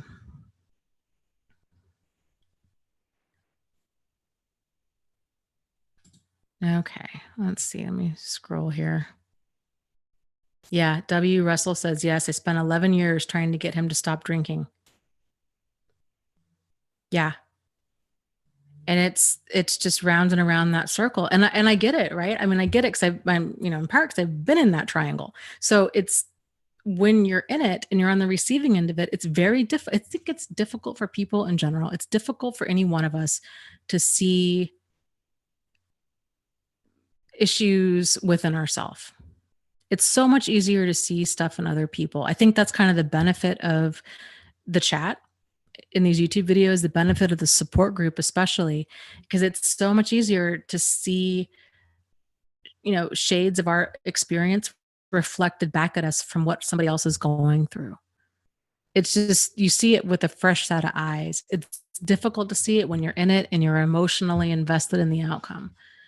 And yeah, if a person's in a relationship with an addict or an alcoholic, it's sort of like, hey, I don't have the problem. Like, I'm not the one with the drinking problem. They are. They just need to quit drinking. But learning, okay, like we don't have control over them or over their drinking.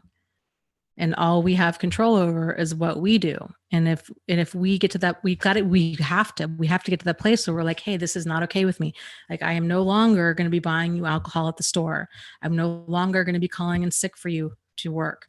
I'm no longer going to,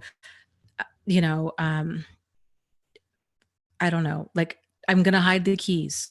I'm no longer going to, whatever it is. Like, I'm not going to enable this anymore. Like, you need to get help. And like, I'm just not a part of it. Like, I hope that you get help, but I can't watch you destroy yourself like this. And it's hard. It's hard when you've got a person that's an addict or an alcoholic, especially, right? Because you're like, there's a very real chance that this is going to destroy this person's life. I just want them to get help, but they won't get help. But I feel like I can't leave because they're a mess and they don't even realize it. Or if they realize it, they don't even care. And it's just really, it's a hard spot for a person to be in.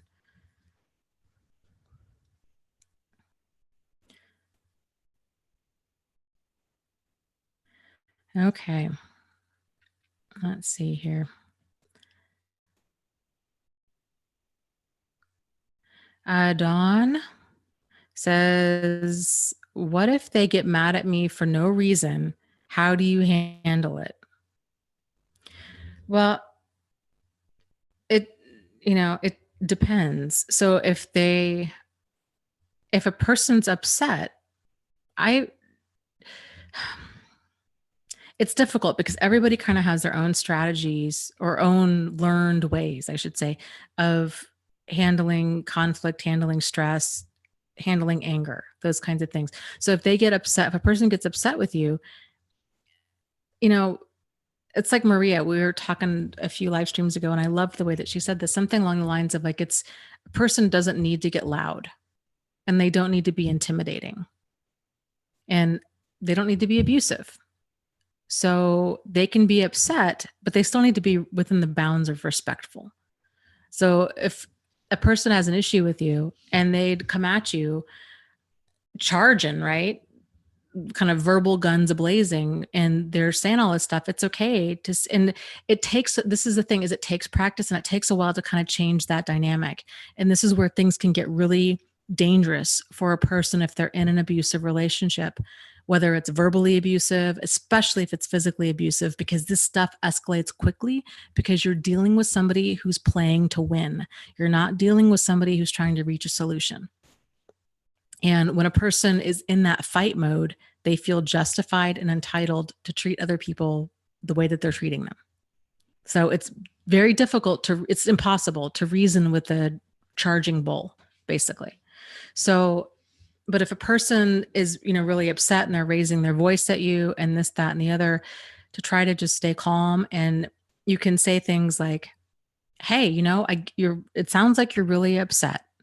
So it sounds like we need to talk about this and to try to talk it out. But it's just hard. It's like diffusing a bomb, when a person's really, really that wound up about stuff. So, and oftentimes, I think when people are that heated about whatever it is that they're that upset about, they're almost looking for a fight. And us trying to be calm can enrage them even further. So it's just, your situation best. I would try to not throw fuel on the fire for sure, but just saying like, okay, yeah, obviously you're very upset. Like, is this something that we can talk about? Like, is now a good time? Or, do you want to talk about it later on? And like I said, it just totally depends on the other person. So if they're even like remotely receptive to that, then just saying, like, hey, let's, if it's a valid point, if they have a valid point about something, like, let's talk about this. Like, let's figure this out. Let's get to the bottom of this. But if it's controlling stuff, like, I'm mad at you because you wear, I don't know, like you wear too much makeup, or you don't wear enough makeup, or it's stuff they're projecting, like it's stuff in their own head. I think you're cheating on me. When you have, like, you're like, what? I just got him, like, I got him from work. Like, what are you even talking about? If it's stuff that they're accusing you out of the blue, they're getting mad about stuff where you very clearly realize, like, we're not sharing the same reality. And this person's upset because they're treating me like a child and I'm feeling very controlled. Then that's, that's really difficult stuff. That projection stuff, to me, is not even workable. Like, that's a very clear sign that you're not dealing with a sane person. But assuming, let's just say, if you're trying to kind of change the communication pattern with stuff, with a person who you feel is maybe they're not aware of let's say you feel like, I don't really know if this person's really aware of their behavior. And I think if I were to bring it up, that they'd be receptive to it. If you kind of get the vibe, like, they don't mean to be malicious. Like, we just don't discuss things when we need to discuss them.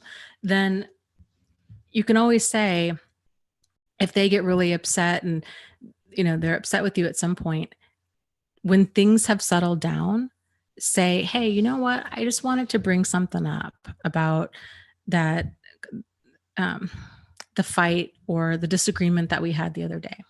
Or I want to bring something up about what happened the other day. And just say, hey, I was thinking about it, and I think it'd really be good for us because, I don't know, you're a good friend, or like, our relationship means a lot to me. For us to kind of get some ground rules for how we disagree. And I really want to work towards a solution, but can we just agree that, that we don't need to, we can do this without getting loud. And I would also try to own, like, your part in it too, if there is a part, if you have a part, right? So just kind of like laying down some ground rules can help.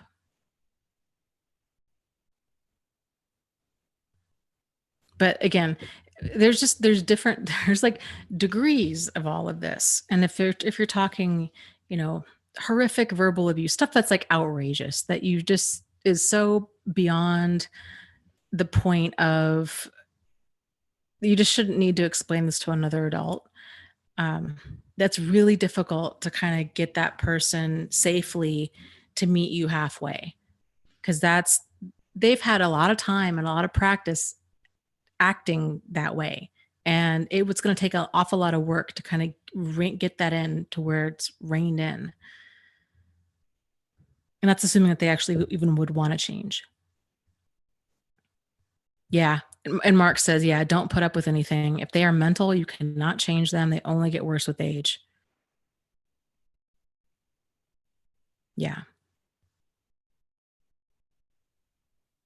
If a person really has kind of this lack of awareness into their own behavior, they blame everybody else.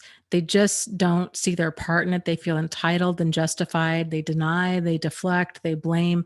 That if you're dealing with that, you're dealing with a kind of unaware person. And, awareness of a problem is always the first step in change. And if they're not aware of it, then they're not going to be motivated to change it. It's sort of like bringing up a problem to anybody, right? If a person has a problem with drinking, but they don't think that they do, they're going to minimize it. Hey, you know what? You need to lighten up. Like, I don't drink that much. I only have a few beers a night. It's with my friends. You're just uptight, and they're going to minimize, they're going to deny, they're going to deflect. Well, that person, it they're not going to be so them going to therapy or them going to AA isn't going to do them any good if they don't really, they have to own that they have a problem. And for a lot of people, it takes pretty major consequences to cause them enough pain to wake them up to the fact that, okay, maybe you're right. Maybe I do have a problem. So, Diane, thank you for the live stream donation. I'm not sure. I think it happened twice. I'm not sure what all is going on there, but thank you. But thank you. Let's see. And Gloria says, I have 4 adult children that don't have a relationship with me. They believe their narcissist father has changed and that my evil sister and brother gaslight. So my kids believe I am what the bad ones are. Yeah. And that's, I think it's very difficult, and it's so, oh man, I can only imagine how heartbreaking that's got to be, especially when things can get to such a really wild place where they've continued to justify all of the stuff that they've been seeing over the years because they're like, oh, that's just dad. For example, I had a coworker of mine who was married to a guy who began showing signs of like some verbal abuse and some controlling behavior. And anyways, kind of long story short, she he did a security background thing for this one job he wanted to get, and they did a whole kind of personality test, and it came back antisocial personality disorder. And that was kind of she's a therapist, and it was the validation. She's like, oh my, yeah, how did I not see this? And she divorced him shortly after that. Well, kind of fast forward, I think it had been like 4 or 5 years. He had a girlfriend, got in a fight with the girlfriend and stabbed her.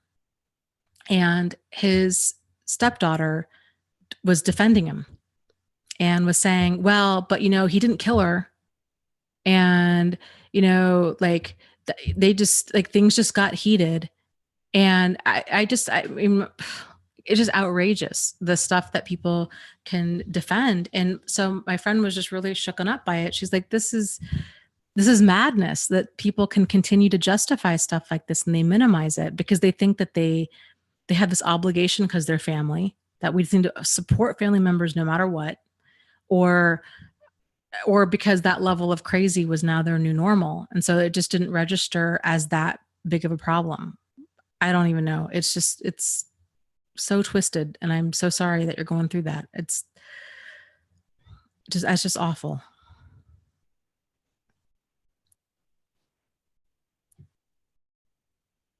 Okay.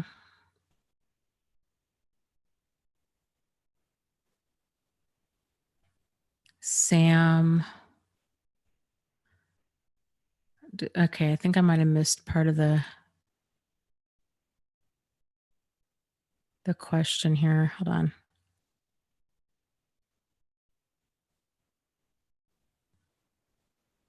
Yes, Maria, I agree. She says, when a conversation doesn't work, please ask yourself, okay, well, what consequence do I now have to set? Enforce the boundary and then let them deal with their own reaction. Yeah. I agree. I think when you're coming from a place of just being very grounded within yourself, of like, okay, what needs to happen here? And if you kind of keep that in mind, of like, there needs to be some sort of solution, whether that means resolving the disagreement or if it means me getting some distance, like something needs to happen. This can't go unresolved. Like some sort of action needs to take place. So, that's a big thing, and not letting stuff go. So here's an example. When I was over, I think I'd mentioned this before, over Christmas, I was over at my mom's house, and out of the blue, she's always been very concerned about my weight. And I mean, and I just have had issues with my weight on it. I've had eating disorders. I've had my weights fluctuated radically throughout my whole life. And out of the blue, she pats my leg and says, honey, you really need to start watching your weight. And that was just devastating to me because I know, like, there's stuff I got to work on anyways. So like, I get, like, I know, right? Like, I know when I've gained weight. So I really delayed bringing that up because it was obviously going to be an uncomfortable conversation. And I knew at the time, I'm like, I don't want to bring it up right now because I don't want it to I don't want to start doing the kitchen sinking thing where like everything starts coming up all at once. And then where I kind of leave the room screaming and crying. Like, I didn't want that. So I wanted it actually just to get resolved, and I wanted it to stay on topic. And the only way that was going to happen was for me to get some emotional distance from the situation and to just kind of slow things down to where I could actually come up with an appropriate response and handle it maturely. And so it took me months to bring it up to her again. And then when I did, I had said, I'm like, Mom, this has been on my mind for a while. And I really want to bring this up. And I'd prefer if you just, like, I really don't want to discuss it. I don't want to debate it. I just wanted to bring it to your attention. So please just hear me out. And then I said, hey, when you said this, it really hurt my feelings. And I get that. I understand, my weight's fluctuated a lot. I understand that you're concerned, but it's a really sensitive topic for me. And it's not something that I need to have brought up. And she said she didn't even remember saying that, which actually I believe that she doesn't remember saying that because she had said stuff like that a lot over the years. So I said, well, that's okay. I said, but you did say that. And she owned it. She's like, you know what? I am really sorry. That's not very nice. And she said, I won't do it again. And it was resolved. But it's getting comfortable with being uncomfortable. And that's the thing too, with a lot of these situations. If we try to regroup, because comments like that, things, hey, your books are stupid, your conference is stupid, or hey, you need to start watching your weight, stuff like that can really knock a person off balance. And if we try to regroup, and if we're regrouping over a period of time, then kind of that pain tends to subside over time. And then we might think like, well, I don't want to stir things up. It's been a week, it's been a month, whatever. Like, I don't really want to bring this up. I don't want to be difficult. I just let it go. It's to stop letting stuff go and to start bringing little stuff like that up, because it's that little stuff that adds up over time. And then people freak out. So same thing. Here's another example of it. Same situation or typical, similar situation. I had a family member who had a husband who was developed cancer, pancreatic cancer. By the time they caught it, it was stage 4, and they'd really given him just a matter of months to live. And she has always been fiercely independent. And it was just sort of like she was going to take care of him. And, it was all by herself. And she'd never done anything like that before. And the family member I had that had cancer was just like the most awesome guy. But his, he also never spoke up. He was just kind of stiff upper lip kind of person. And it was Thanksgiving one year, and his health, it was like that day, like that morning he was okay. And then by lunch, he was not well at all. And she was under so much stress and decided to have Thanksgiving at her house. And there was like all these people there. And she just had this total meltdown moment and began screaming at people, screaming and crying and cussing at all of us. You guys don't do anything and I need help and it's all me. It's always been all me. And just had this like level 4 meltdown. And, the thing is though, people had been asking her for a while. I mean, I was a hospice nurse at the time. So, like, this is what I do. People had been offering help, and she was not comfortable with it. No, no, I've got it. I'm fine. I'm fine. I'm fine. I can do this. And until she realized I can't do this. And then it was this meltdown moment. So that's another thing I think many of us can work on too, is realizing when that it's okay to ask for help, and when and to not wait until things get so overwhelming that we can no longer hang on, and then we just explode like that.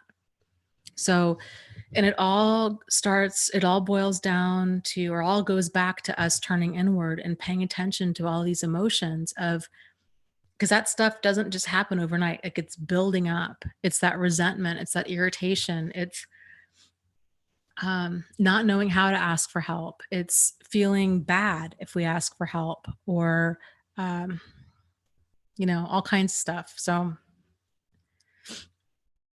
yeah, just something to think about. Okay, let me scroll up here.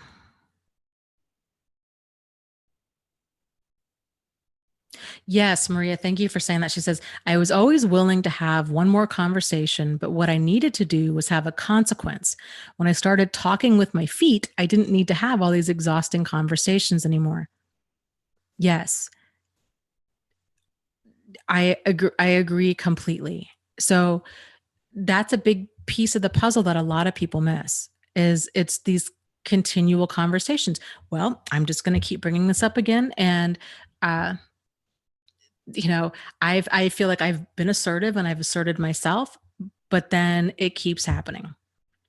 They keep having this issue. They keep throwing things in my face. They keep being rude. They keep running late. They keep doing whatever it is that they're doing.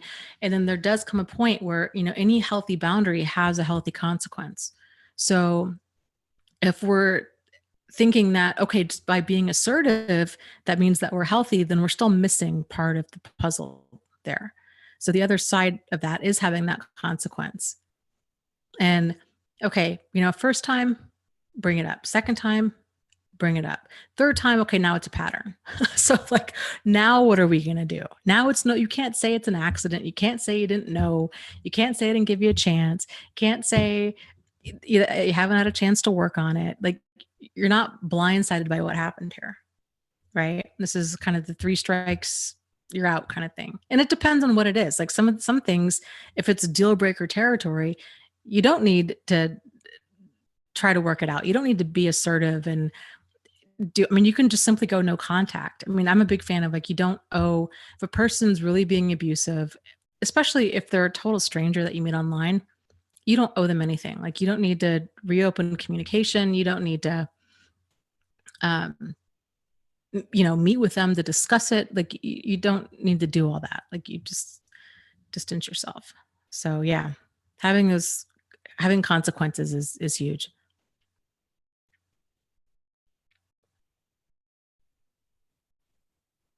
Yeah, Overcomer says there are people that cannot communicate, period. Not worth the argument.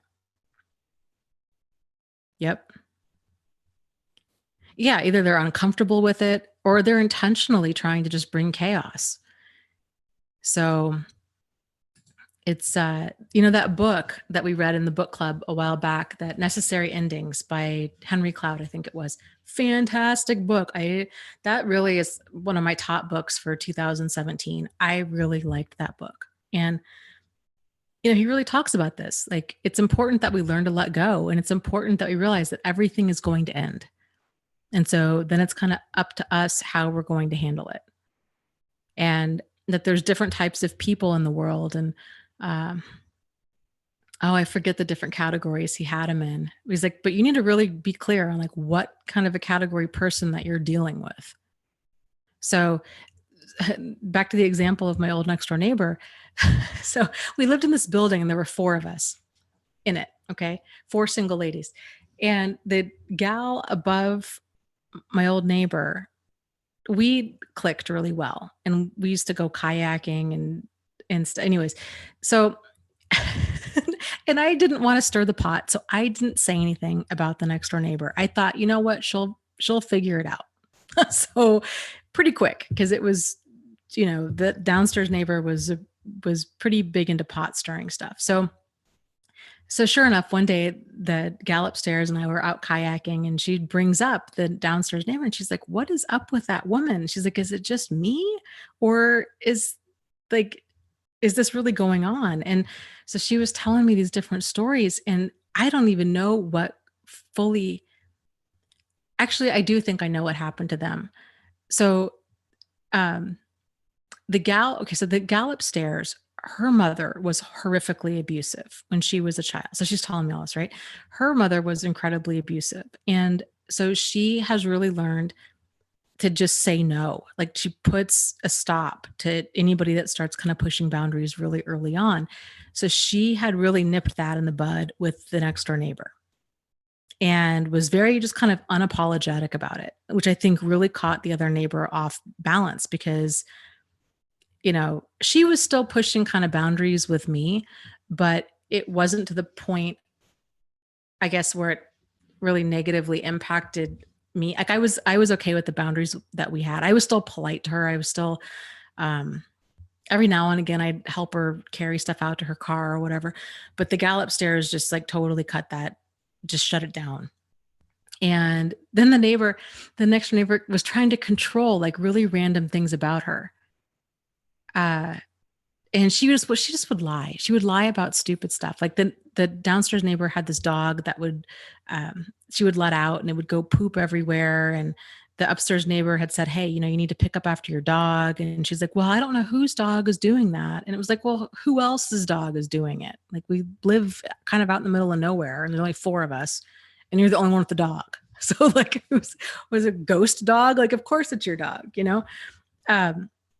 But she was telling me one of this interactions she had with the downstairs neighbor was like, one day she comes out of her door. So there was like this kind of like hallway area, right? The stairs and everything. And there were these hangers up there. And um, I don't think they were hers. Like, there were these hangers that appeared kind of outside of her apartment door. And she'd asked me if they were mine. And I was like, "No, why would I go up? I don't go upstairs anyhow, because, I live downstairs, but I'm not going to hang hangers up there." Anyways, so it was just this weird thing, right? Well, then the downstairs neighbor, the problem lady, comes up, and it turns out it was her hangers. And then the gal upstairs was like, "I asked you if they were, and you said no." And it was just this stupid, crazy, unnecessary situation of like, why is this lady up on the second floor anyhow? She lives on the first floor. Why is she putting hangers up there? Why is she lying about it? Why is she, and oh, it was just crazy. So the whole point of that is like, sometimes people just create these little dramas for whatever reason. And there's no point in trying to kind of figure out like, why did they do that, and how can we improve communication and this, that, and the other? Because it's not about us improving communication. It's about them and their personality. So like, you just got to see, when you see that stuff clearly, then you can start kind of distancing yourself, because that's not, like, that's not gonna get anywhere. Yeah, Fairy Magic says drama over hangers, drama for the sake of drama. Jennifer says maybe she's lonely. Yeah, that's probably a big part of it, because she was, something else, and it just wasn't workable, because she had no concept of like appropriate behavior whatsoever. And it's sad. I mean, it was really sad, because I don't think her children talked to her. And she'd been fired from like 2 or 3 jobs when I lived there. And that was another thing. This is another warning sign for me with people, is people that always have a bunch of like unnecessary secrets, or what I feel are unnecessary secrets. It's like, "Oh, I'm going to sell my house, but don't tell anyone. Or, I just got fired from my job, but don't tell anyone. Or, and it's especially if it's like people I hardly know, where it's like, I don't want the burden of like carrying around a secret anyhow, A, and B, like, I don't like what? Now I feel like I'm involved in like some sort of weird collusion to hide the truth. And I don't want to have to be put in a position where I lie, and I don't want to have to try to remember that this is a secret when there's nothing, like, there's no reason to have the secret. I think that's been one of my um another red flag I've noticed with like a lot of people is just weird secrets for the sake of having secrets, and it just kind of ropes you into unnecessary drama. And I tell people, so this is a boundary that I have with people.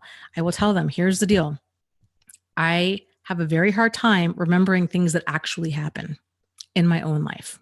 So I don't do well with secrets because I don't have, it's like I don't have the internal memory to remember stuff. I can barely remember things that actually happen. So if you don't want me accidentally saying something, you probably would be better off just not telling me. And because I just don't want that burden. I don't want to know. I don't want to know, especially if it's going to put me in an awkward situation of somebody's doing something scandalous or inappropriate. Like, I don't want to carry that. I don't want to know if somebody's cheating on their spouse or if they're stealing from work or whatever. Like, I don't want that person probably in my life, but I definitely don't want to have to, kind of collusion wise in with that. Okay. So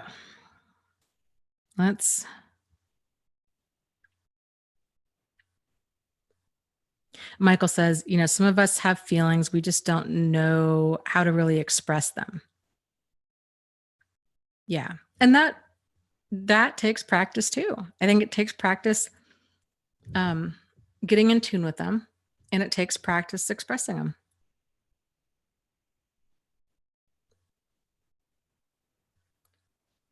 Yeah. Stainless says, yes, my ex lied about what he was eating. He said he ate salad. I went for a yearly blood work and found out his cholesterol was super high and that he was been lying about what he was eating. It's a joke.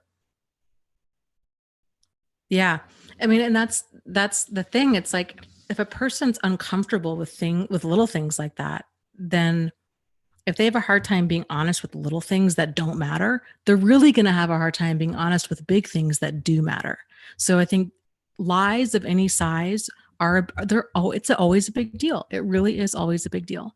And, it's one of those things, like, a lot of people, myself included, could get really roped into a bunch of white lies because it's more comfortable sometimes to make up something. Like, I think it was Jennifer saying in the chat, her boss, it was easier for her to call in sick and say like she had the flu than it was to say, hey, I need to take a personal day.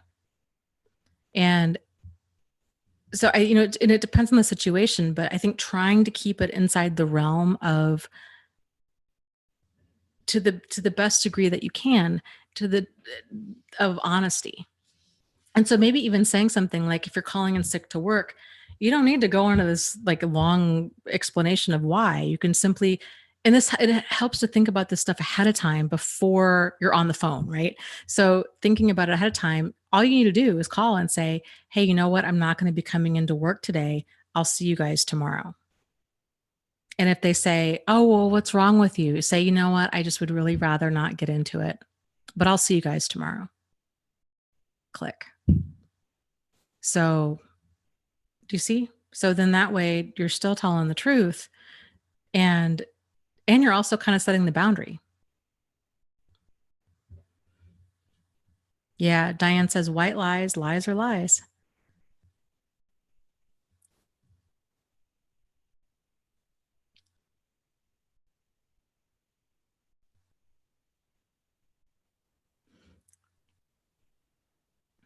Michael says, and that's a fact. I grew up in a home with showing emotions like that as a guy. You got beat or you told you were weak and things of that nature. So it ruined me and I ruined my relationships. But you know, though, Michael, I think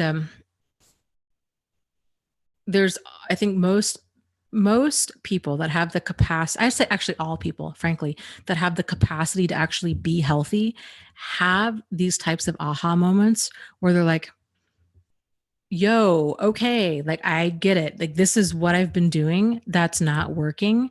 And then that extra layer of insight of, and this is probably where that came from. So when you start kind of connecting the dots, it's very, very eye opening.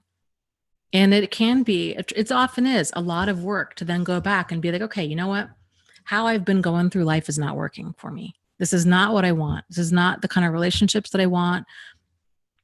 You know, I want peace. I want happiness. I want healthy people in my life. Like, that's the direction that I want to head. And so then kind of learning, okay, well, what all is that going to entail? And then practicing getting comfortable with being uncomfortable. So if certain emotions really weren't allowed in your home, and I think that's common for a lot of people, of, you know, if you had a really domineering parent of, okay, it's not okay for you to ever disagree. It's not okay for you to show weakness. It's not okay for you to have an opinion. It's not okay for you, you know, like, it's not okay for you to be anything other than what the domineering parent wants you to be. Then there's kind of this point, which it sounds like where you're at now, where then you start kind of questioning everything. And you're like, okay, I need to really kind of rebuild myself here because I feel like maybe, you know, like, man, my authentic self, like I've built up this self of based on like who I needed to be to please my father, right? Or my mother, or whoever it was. And I don't really want to be this person. Like I really want to undo things. But it takes practice. Like it just it across the board takes practice. With practicing a different way, different types of communication, getting in tune with our emotions, the different types of people we want to be friends with, different types of people that you want to date. It's, you know, changing a lot of that.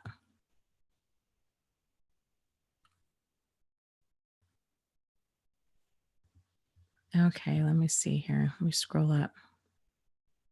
Cecilia says, yes, that was my childhood in a nutshell, Dana. Yeah, and Truth Seeker says, yes, assertiveness wasn't okay.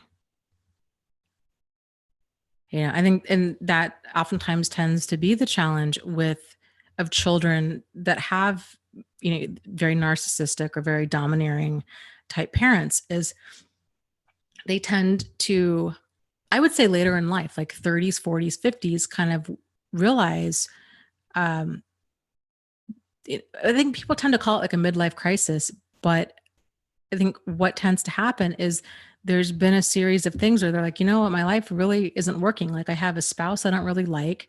I have a job I really don't like. I don't really know who I am. I wake up and look in the mirror and I just don't even like what I see. And like, how did I get here? And I think a lot of people have that. And so then it's just kind of this deconstruction. But unfortunately, what a lot of people do is that knee jerk reaction of that instant gratification of, I want to feel good. My life is really off track. I want to feel good. And so what do? They go buy a fancy new car, or they go buy a fancy new house, or they get plastic surgery, or they date somebody half their age, kind of a thing. It's just kind of this knee jerk reaction of what they think might make them happy. And it's none of those things are, you know, long lasting. It's all instant. It's a quick burn, right? Instant gratification, but it's not long lasting. And then, you know, the only solution is getting an alignment and figuring out kind of who you really are and what are your wants and your needs and what are your opinions about things, and um, just really reconnecting with yourself. Because yeah, if you grew up in a household where everything that, if you disagreed with that parent, everything you wanted or felt or whatever was bad or wrong, then that person's going to grow up, kid's going to grow up and they're going to be really out of alignment and not really have a solid sense of self, kind of be that jellyfish in the jar kind of a thing. And it's just, uh, very difficult way to live.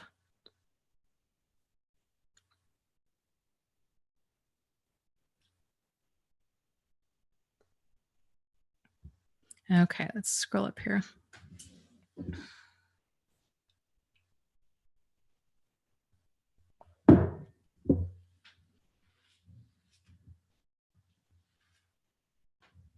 Oh, I like that. Yeah, Maria's talking to Overcomer and says, yes, excellent choice about not disclosing or opening up to unhealthy people is so important. I remember the first time I said to somebody, I'm sorry, I just don't feel safe sharing with you. Yeah. And another way to that's a huge thing, realizing that we can set, not only can we set the pace, that we should be setting the pace.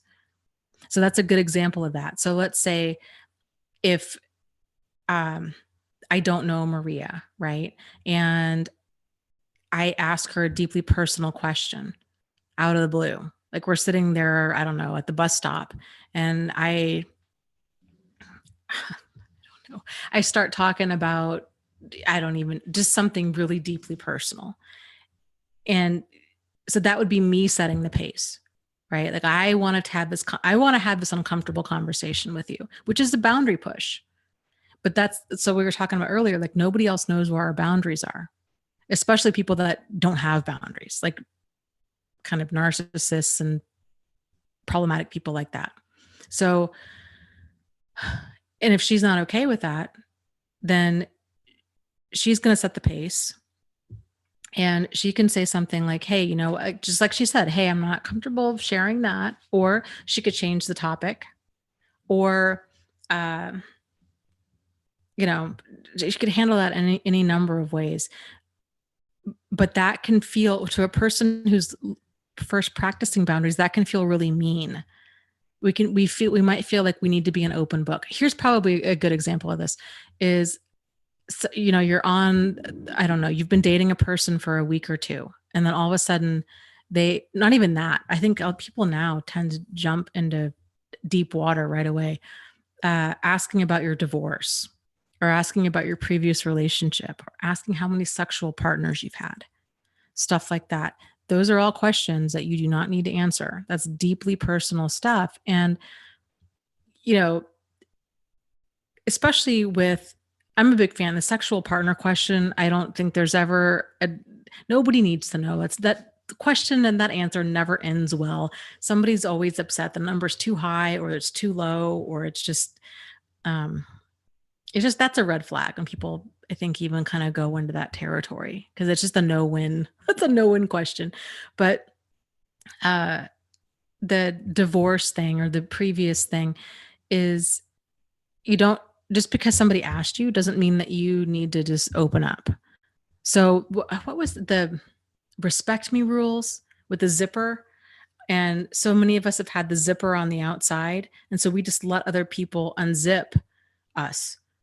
And when we reclaim our power, we turn that zipper on the inside.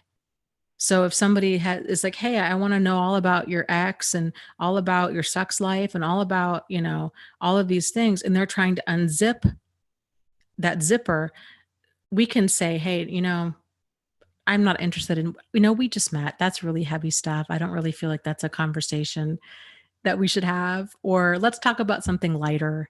Or you take back control over the pace of things, and you don't let them steer the conversation.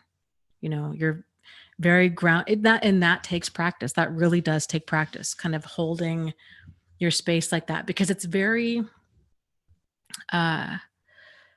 normal for people to, I think, kind of subconsciously, we tend to match the level of openness as the other person that we're with. So if somebody else starts talking about something really deeply personal, like their divorce, we might feel inclined to start talking about our divorce in order to just kind of match the level of their story. It's a way people bond, just kind of naturally.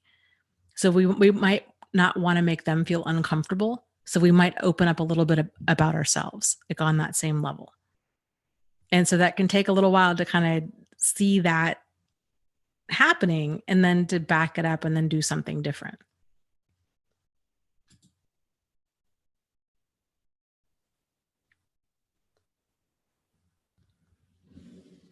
Yeah, that's a good point. Missouri Cowboy says the difference in privacy and secrecy. I would puke everything out, making myself vulnerable to people who were not safe. Yes. And that's a big thing. And and like I said, it's difficult because people tend to first meet a new person, and you're starting to date them. There's oftentimes we both are in that idealized stage. Like, oh, that person's so amazing and they seem so perfect. And we're kind of creating this fantasy in our head, and they're doing a little bit of the same. And it's really easy to kind of get caught up in this whirlwind where we're talking to this person a lot, we're texting a lot, we're wanting to spend time with them, all this time with them. And that can lead to this real false sense of intimacy where we start really opening up about like deep, deep, deep stuff. And then maybe that relationship fizzles out in a week or in a month. And then we feel really self-conscious of like, oh my gosh, I just told them all this. I feel icky, like I way overshared, and did I run them off, or like they just know too much about me, and this is just, I don't know, it's just awkward. So always value and kind of going slow.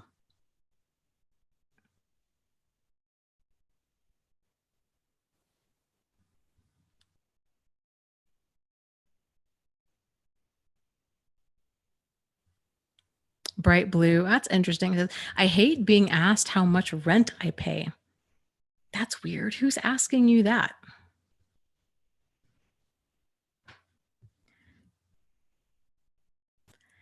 Yeah, that's a weird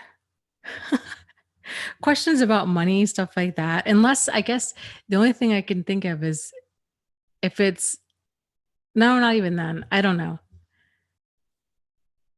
Like people will talk about cell phone bills. Like, how much do you pay for your cell phone? Do you know what I mean? Because they have a cell phone too. But like, and even then, like, it's totally okay to just say, oh, you could say something like, oh, you know what? I pay too much.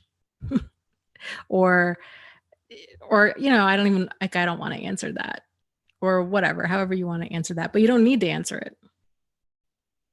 Gigi says the rent question is pretty common in New York. Oh, that's interesting. Truth Seeker says too much. I paid too much rent.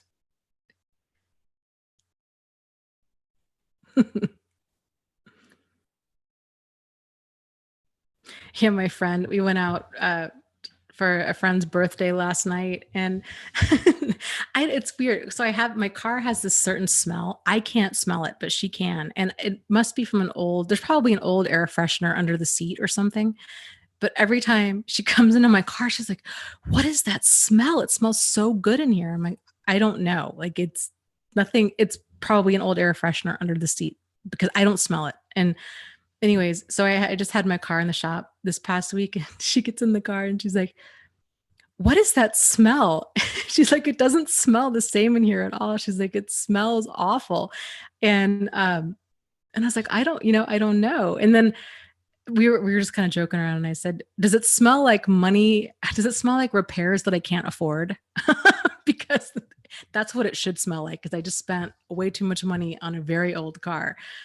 But actually, I think the smell actually was the guy left his old grease rag in the back seat of my car. I think that was the smell. But that's reminded me of that. Um, yeah, Maria says, yeah, I have some close friends. We are recruiters for a living. They ask how much you make very easily, but I find it odd. But they get answers. Yeah, it's weird. People will ask me now because I'm writing and publishing books. They have no problem asking me how much money I make.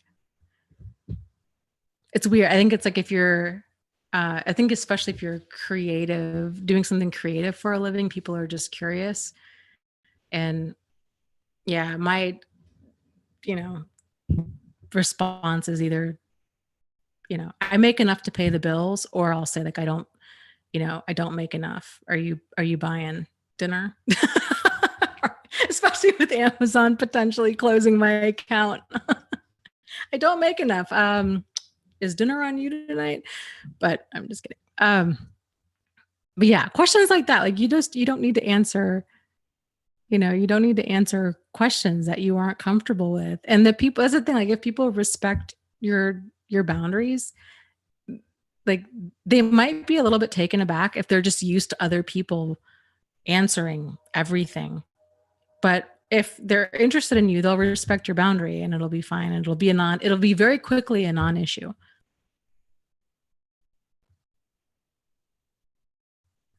So,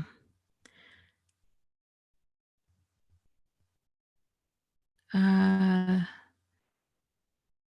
let's see. Kiara says, I used gray rock on a guy who was trying to boundary push with the whole false intimacy and sex topics, and he got bored and left. And see, that's awesome because that's the whole thing. Like if you're starting to set those boundaries, it it filters people out.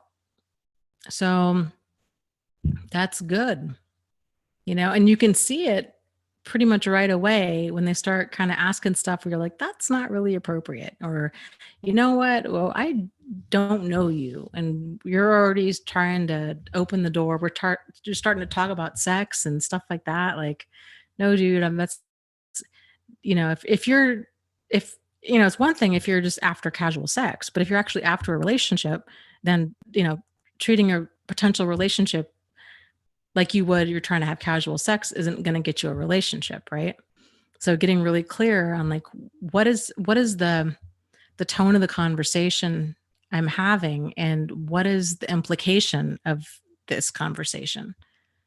Because if it's things just start taking this real sexual turn right away or kind of what have you, or if we're setting the tone, here's another way of setting the tone that I think it flies under the radar of a lot of people is um, kind of making yourself overly available. So, a guy, I don't know, you met a guy online and he's like, hey, what are you doing tonight? And you're just like, hey, and maybe you really don't have anything going on, but if we're so quick to open up our schedule for a total stranger, it kind of gives the impression that we have nothing really going on and that we're willing to jump at with no moment's notice to on to go on a date. So it doesn't really show that we kind of value our energy and value our time. And it kind of sets the precedent of like, hey, I can call this chick, at 5 o'clock on a Tuesday and she'll meet me for dinner at 6 o'clock. And he might not even have bad intentions, right? Like it might not even crossed his mind that that's a problem. But if you can kind of set the tone and just say, hey, you know what? I've got plans. Even if your plan is to catch up on Game of Thrones, like, hey, I've got plans tonight. What are you doing? And let's say it's Tuesday. What are you doing Thursday? That kind of thing, setting the pace. Or if you meet somebody online and they want to go on a date, they want to go on a 5-hour date in the middle of Saturday. And that's a lot. And so they might not realize that's too big of an ask for a total stranger. So kind of dialing it back and saying, hey, how about coffee on Sunday? So it's not like the prime time of your weekend where you're planning. Now you've got to plan everything around meeting this total stranger. Like you don't want to do that. Meeting for somebody, 3 p.m. on a Sunday for an hour, 45 minutes for coffee is a lot better than, 5-hour dinner date on Saturday kind of a thing.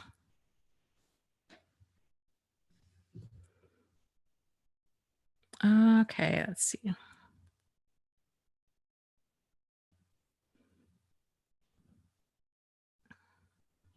Let me scroll up here.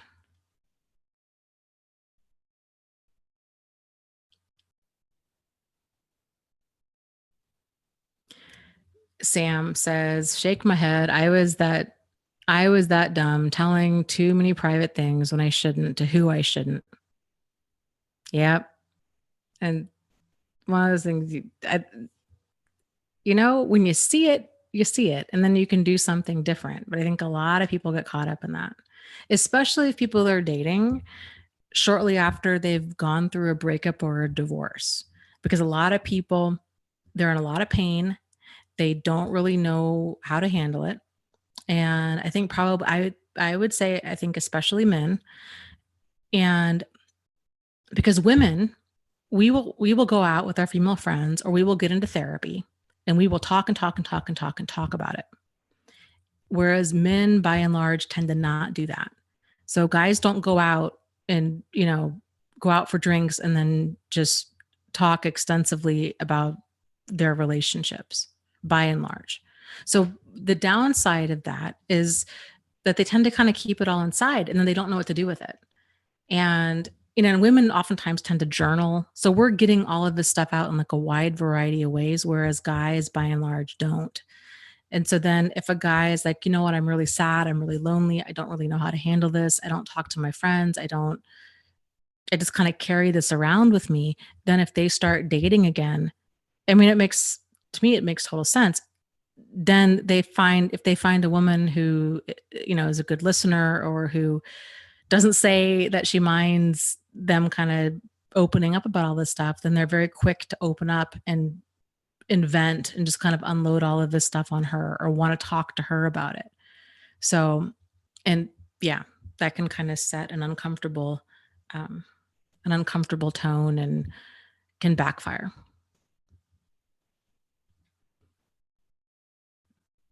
Okay.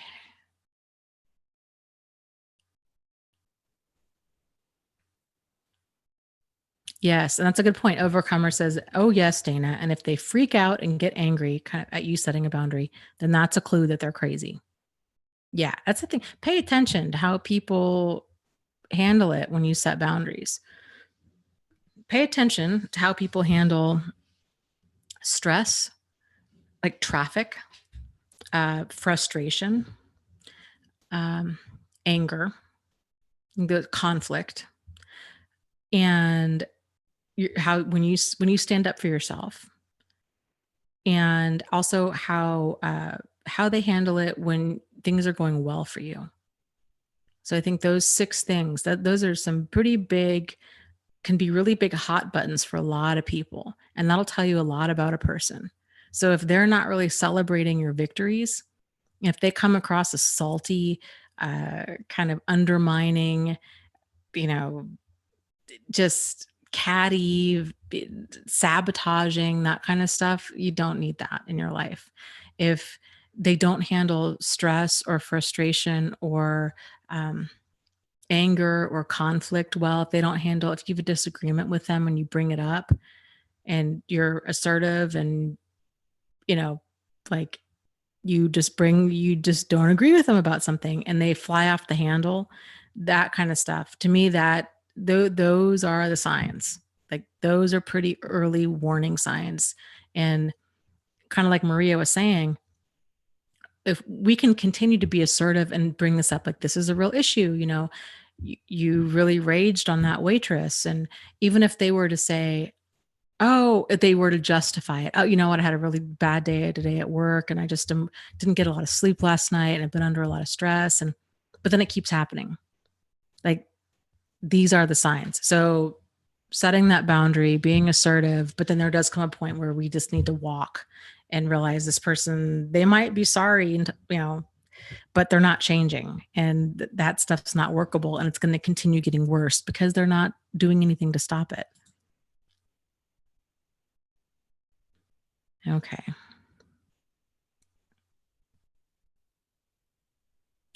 Um,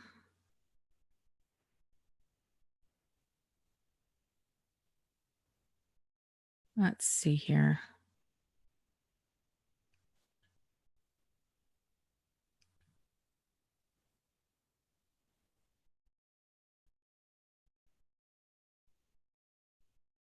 Sam says, now I know that's how things went. How soon she portrayed to me, like, oh, we're so compatible. We have so much in common. We've gone through so much of the same thing, etc. Yeah. And and that can be difficult to see early on, because it's very common when people first start dating or even making friends or whatnot. People tend to look for common ground, and there tends to be a lot of that mirroring going on, where people are like, oh, look at all the stuff we have in common, they're wanting to connect, assuming it's a sincere connection. If it's an insincere connection, then all of that stuff's done intentionally and maliciously to kind of rope somebody in. But it's something that normal people do too.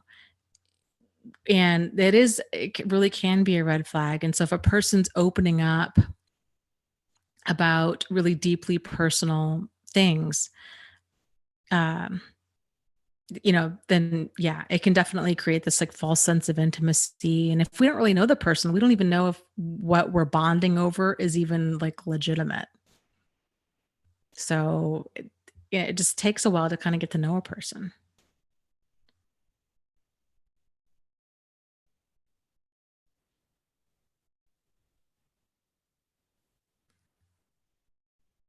Um, let's see here.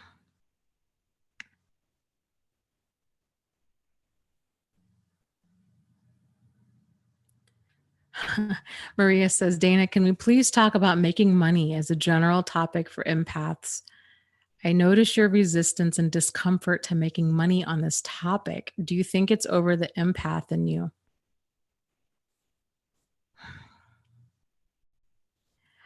It's a lot of, I don't know.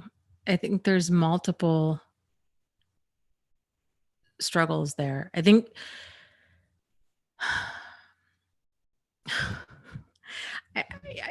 I where to even begin? I get frustrated. I feel like this information should be free and readily available to anybody and everybody. I love the concept of how AA and the NA and those types of programs, the impact they've been able to make in the world. I mean, that to me is just so cool that they've been able to reach, millions of people worldwide. And I love that. I love the fact that work. I mean, it works. You can go to an AA or an NA meeting anywhere in the world. It's free. They're kind of, there's this, it's very a unified concept, and it really does work to help people to stay sober. So I that resonates with me at a very deep level.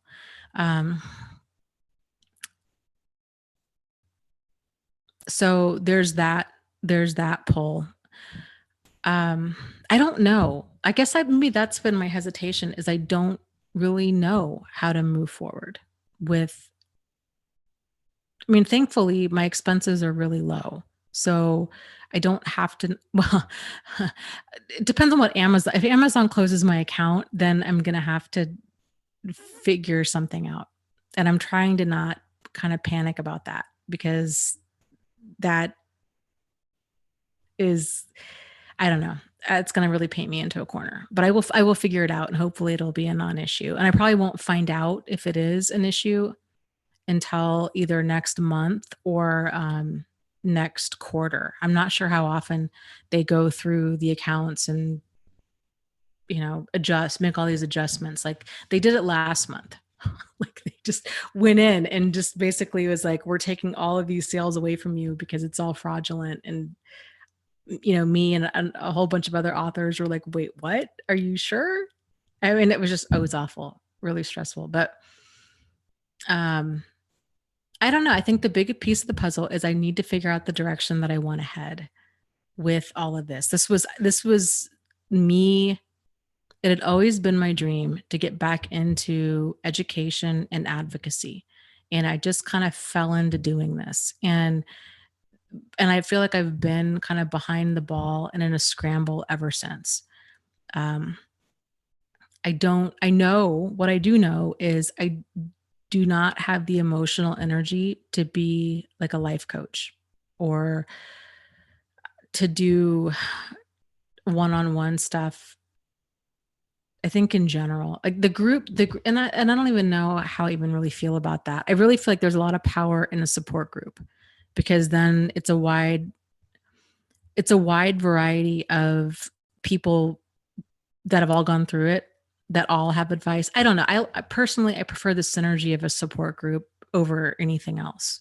And I like that about YouTube, that we can have these conversations, and then there's also the chat that's going, and then there's also comments down below that happen. I feel like I have learned so much more that way. And So to do stuff one-on-one, it almost intimidates me because, we all have these blind spots to our understanding and our knowledge. And I just, I think in order to kind of get around to knowing that, like, we all have blind spots to our knowledge and our understanding, the only way around that is kind of a group discussion about things. So I'm just not a fan of, for me, and I'm not knocking anybody that wants to do therapy or life coaching or whatever. It just, uh, it's just not for me. So I could see myself, I have seriously probably like a solid 30 books inside of me that want to be written. So I will probably go that route. But I don't know. I don't know if it'll end up kind of going more of a turning, I've really toyed at the idea of seeing about turning the support group into a nonprofit, because as it stands right now, I think we have maybe 10 volunteers that help run it. And it's a full-time job for everybody that's in there. We are in there hours upon hours every single day, and and there's 10 of us. And it's a lot. And it's like, so I'd like to see them get paid too. And um, there's a lot of things I would like to see happen. I'm just not sure. Like, I don't know. I'm just not sure what it all looks like.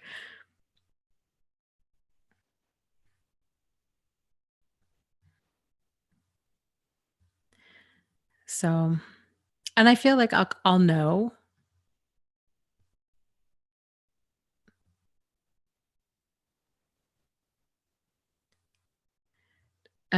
Maria says, Dana, I feel like you're such a giving soul. If you did do one-on-one, I would worry you would undercharge for the amount of work you'd put in. I respect if you don't chase money as a belief, but are you selling yourself short?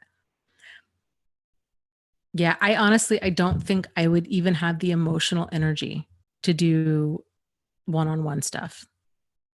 I just, I feel like the way my energy is spent now, it's kind of at, and there's things that I'm already really slipping on, like big time, that I need to get a team together. I need to get a plan and move forward with this. So, but I don't know what this is, and I don't know what the direction is that we're heading. I feel like I've been just trying to kind of keep pace with everything. And then kind of when the next step appears, then I tend to take it. But it would be a lot less stressful if I had an idea of a few steps out. So, um, like I said, I don't know how all of that's going to evolve, but I like the support group. I like having a free support group. I think that's really important. I would have no problem getting paid. I would prefer to get paid. If we were to make it into a nonprofit, I'd prefer to get paid through like grants and loans. I could fundraise this like nobody's business. I would just love to do that. Love to do that. I'd have no problem. This is a cause I'm super passionate about. Obviously, I can talk about it at great length. So I just think it'd be fun. I think it would be a blast to try to raise money for this. So grants, different fundraisers, that kind of stuff, I would be all for it. But I just would need more of a direction. And I think too, part of the hesitation with actually turning it into a nonprofit would be all of like the ongoing work with that, with, having kind of members of the board and how often we would meet and kind of what my role in that would be. And so I don't know. Yeah. C. Finn says, sounds like you need to get a strategic plan and get a mission. Yes, I agree. I agree completely.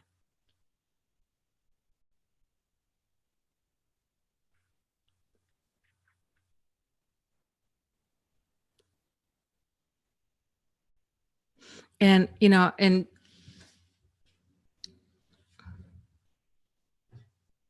so, and I don't know, maybe if I wouldn't even mind having sponsors. I guess if I had a magic wand, right? And could get paid, could actually like legitimately do this for a living. Like not how I'm doing it now, like comfortably do this for a living. It would be, I wouldn't want to just do ads because I don't like them. I would want to do sponsors that I believe in for companies that I believe in and products that I use and that I love. Like if I could get sponsored by Yogi Tea, that would be amazing. Oh my God, could you imagine? Or Pilot pens, all day long. I that would be in alignment with me, right? So getting things like that would work. This gal, who made this, she was a sponsor for a while, but she's no longer doing crafts. So she sponsored a few episodes of the show.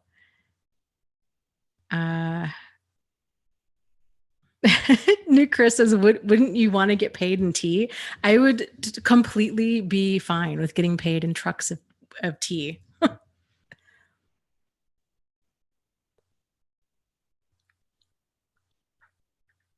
Michael, kind of back to your situation real quick. He says, this has been very eye-opening for me because I've only looked at it from my side. I never knew how the victims of these situations felt and how she felt.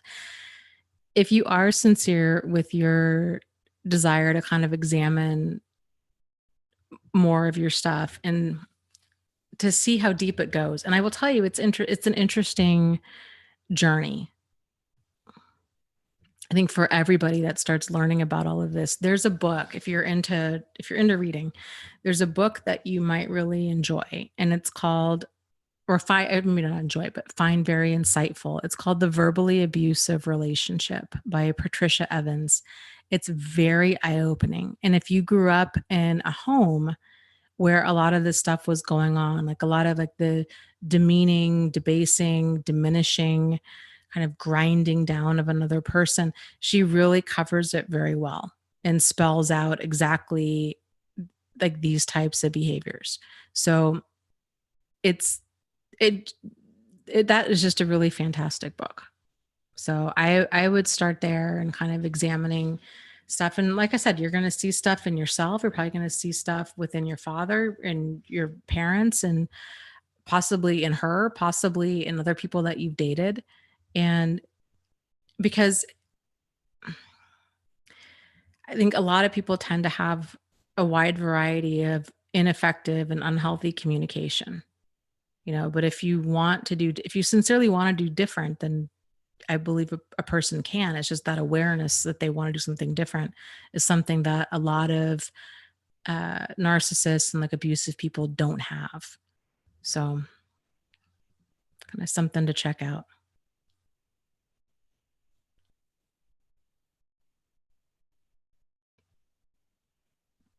James says, yeah, a nonprofit foundation would be amazing.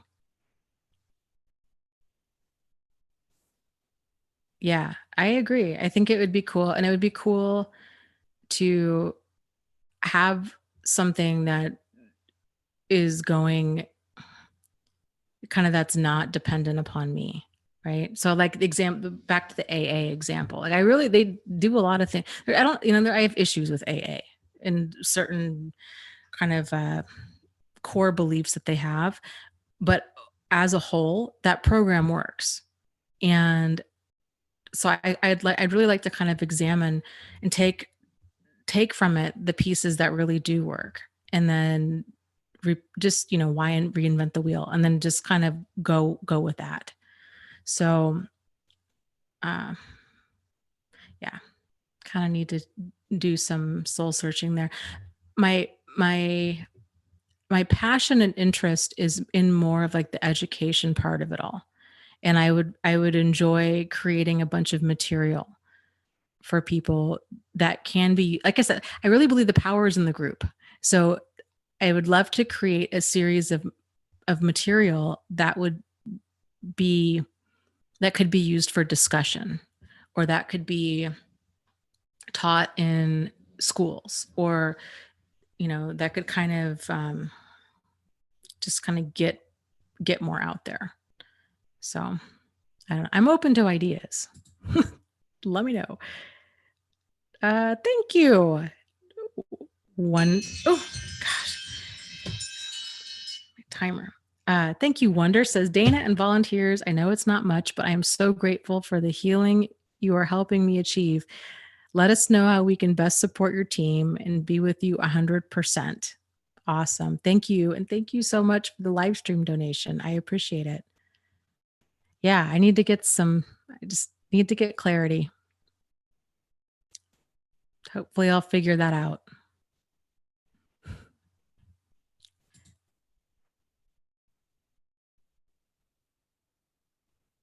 Yeah, Maria says that's interesting, Dana. Maybe that's a possibility. Create the material for a group that can sustain itself without your involvement. Yeah, maybe you and I should talk about this. I would be curious about picking your brain, because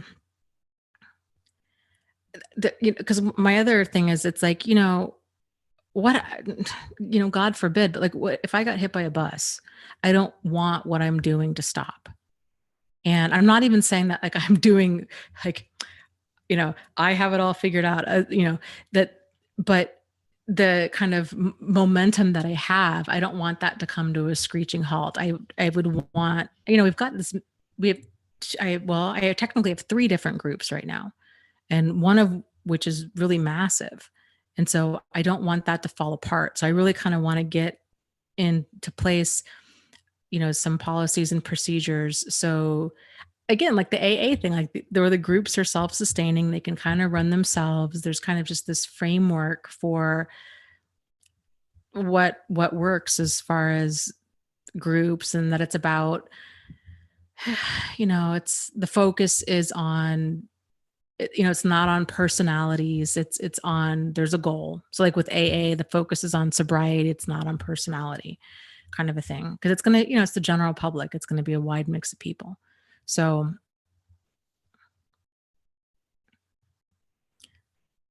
yeah. Michael says, I have 4 boys and I'm worried about, and I'm trying to break the chain, but I've got to first understand it myself. Yeah. Oh boy, I'm trying to think of other books. If you're open to reading, well, if you go to my website, if you go to thriveafterabuse.com and go to the tab called book club, then you can see all of the book club books we've read, and you can read all of my notes about them. So if you kind of want like a crash course into each book, of course, I always recommend, if you can read it yourself, read it yourself. You have time to read it yourself, because you're going to have a whole bunch of different takeaways than what I had. But that's a potential resource too. But that book, The Verbally Abusive Relationship, is fantastic. Trying to think of anything else that really jumps to mind that would be kind of a good exploration into behavior.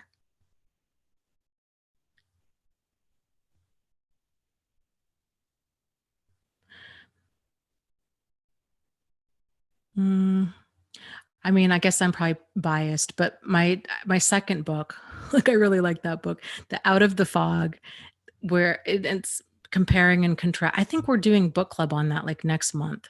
So we're going to discuss that book next month. But that compares and contrasts a bunch of different commonly confused concepts.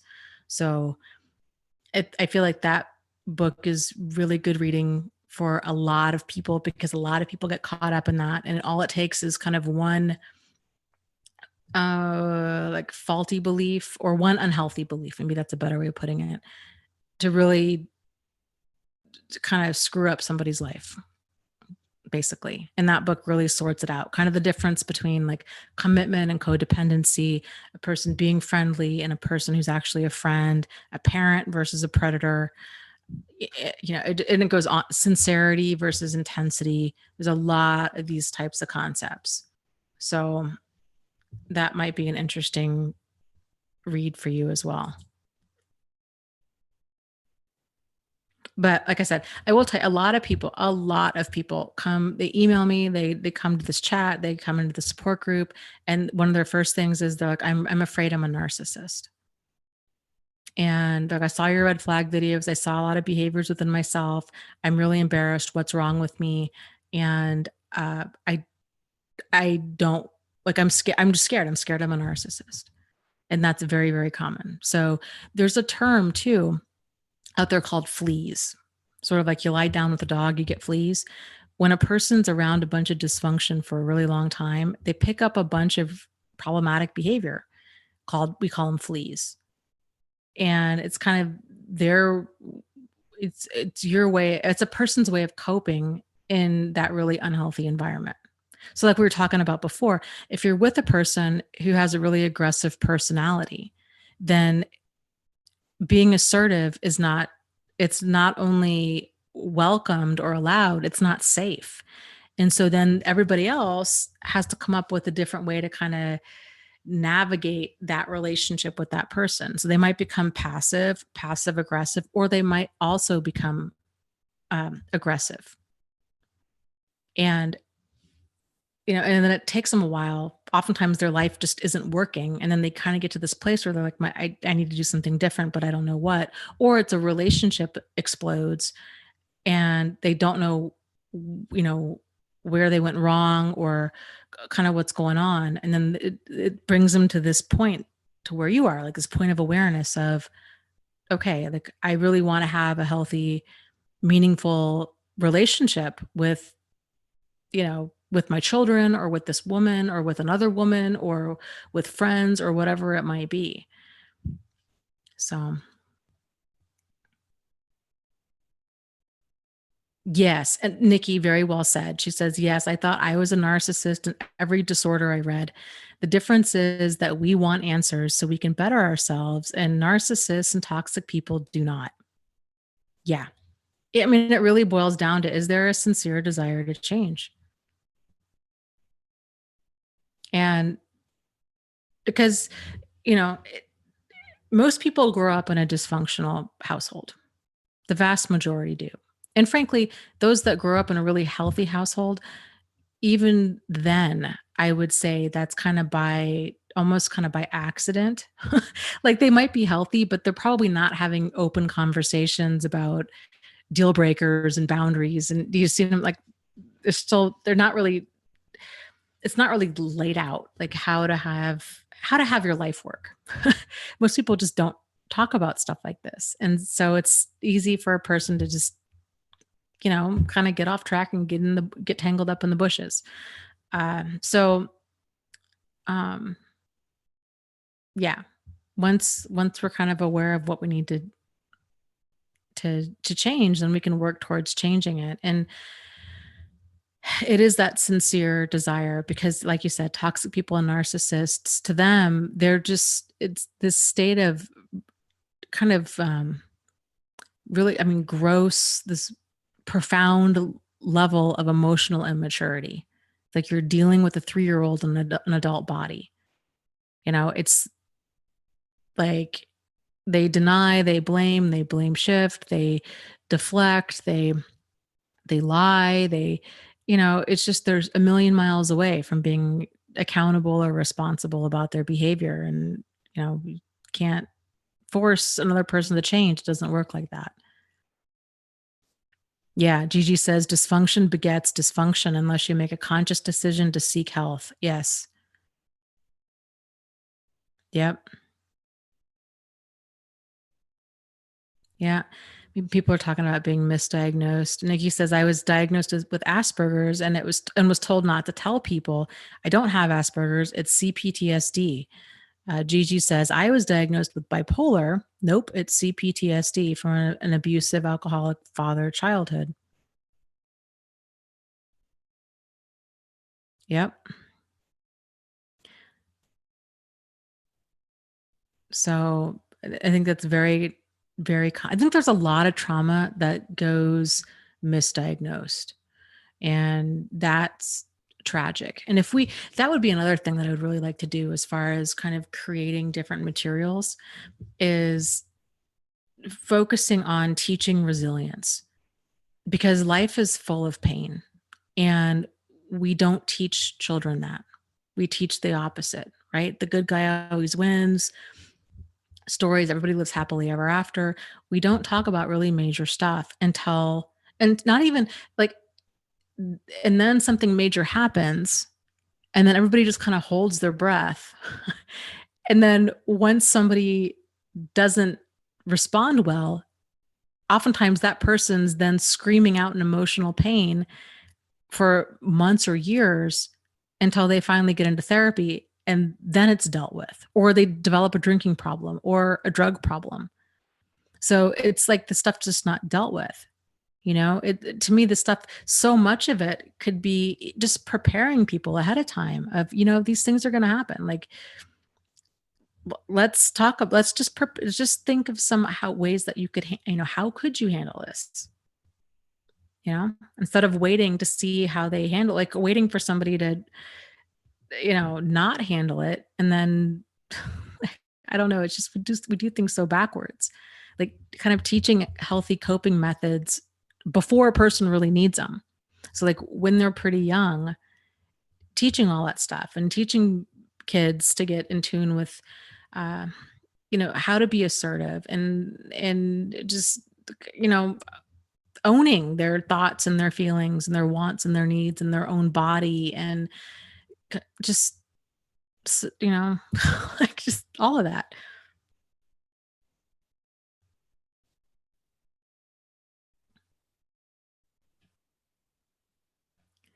So yeah, and Gigi says a lot of trauma survivors are often diagnosed as BPD. Yeah, and a lot of symptoms of BPD, of borderline personality disorder, tend to go hand in hand with PTSD. So kind of, a fragmented sense of self, and kind of highly volatile, short-lived interpersonal relationships. uh, you know, uh, like, poor emotional regulation. Uh, Oftentimes like self-harm or suicidal ideation, that kind of stuff. It just goes, I think, to a person. I think you almost have to live it, to be honest, to see the differences, because I didn't see the differences until I went through it. And now I get it.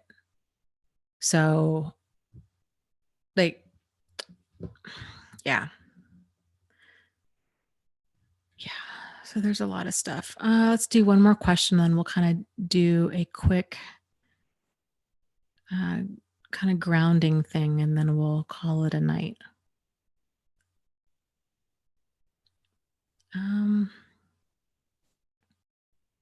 Jennifer says, I've heard that part of codependency is being kind of meek in your friendships or at work.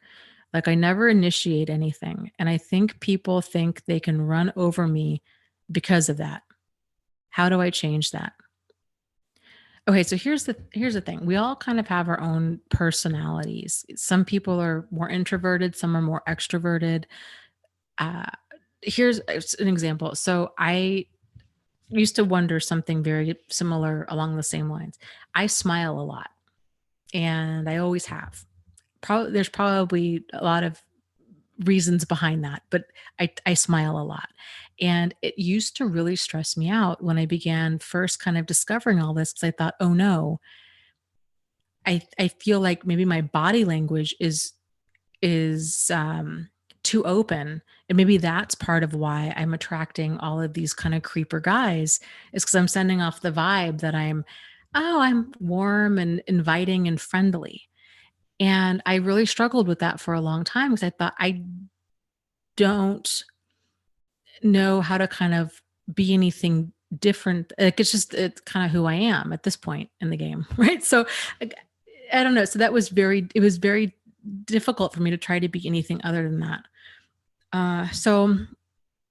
But what I learned is, if you can have, I guess what I'm saying is, your personality is your personality. So if you're kind of more on the quiet side and you're more introverted, you don't need to necessarily be anything other than what you are. Your boundaries will take care of themselves. So if other people kind of start steamrolling over you, to practice, I think practicing having an opinion is a good place to start. And you can practice in small ways. Even doing something like having an opinion about what you want to eat for breakfast or for dinner. Having an opinion about going thumbing through Pinterest and being like, I like that and I don't like that. I like that and I don't like that. And that might sound very strange to some people out there, but for a person who's really been out of touch for a long time with having an opinion, it's difficult to get reconnected to that part of yourself. So starting there, getting an opinion about things and being okay with having an opinion about things. And then practicing kind of asserting that. And this doesn't mean that we have to make other people bad or wrong. Just saying, hey, if somebody asks you, hey, what do you want for dinner tonight? Instead of saying, hey, I don't know, or I don't care, or whatever you want, even if that's true, even if you don't care and whatever is fine, to practice asserting yourself and saying, and thinking about it, like, actually, I could really go for pizza. And having an opinion and practice putting it out there. So practicing in small ways, and then at work, kind of doing the same, like just speaking up. And the more you do it, the more natural it becomes. And it's the whole kind of getting comfortable with being uncomfortable. So especially if you are more of an introvert, and there's a difference between kind of kindness and weakness. So you can still be very quiet and introverted and very go with the flow, but that doesn't mean that you need to have non-existent boundaries. So like I said, I would start small and trying to kind of speak up on a more regular basis, and just bringing that to your awareness of kind of how that feels to assert yourself in little safe ways on a regular basis.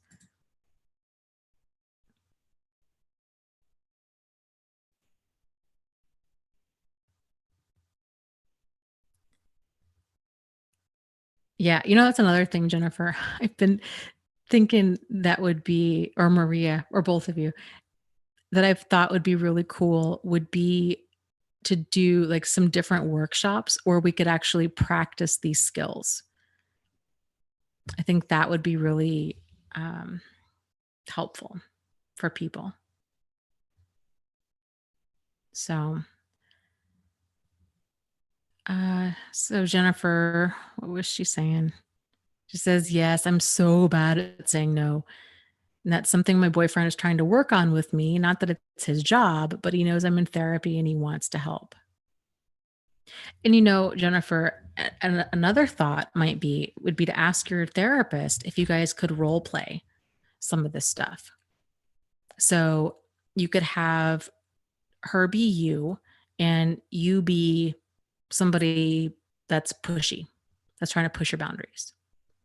And then after you can kind of get down how she's handling, or however your therapist, male or female, however the therapist is handling it, if you're picking up some good pointers like, oh, I like how they phrased that, or, oh, that was interesting, you're kind of watching these skills, then you guys switch roles, and then you're you, and then she's the person pushing boundaries. And that can really help. So it just takes practice. It really does. And practicing in a safe way is a great way to do it.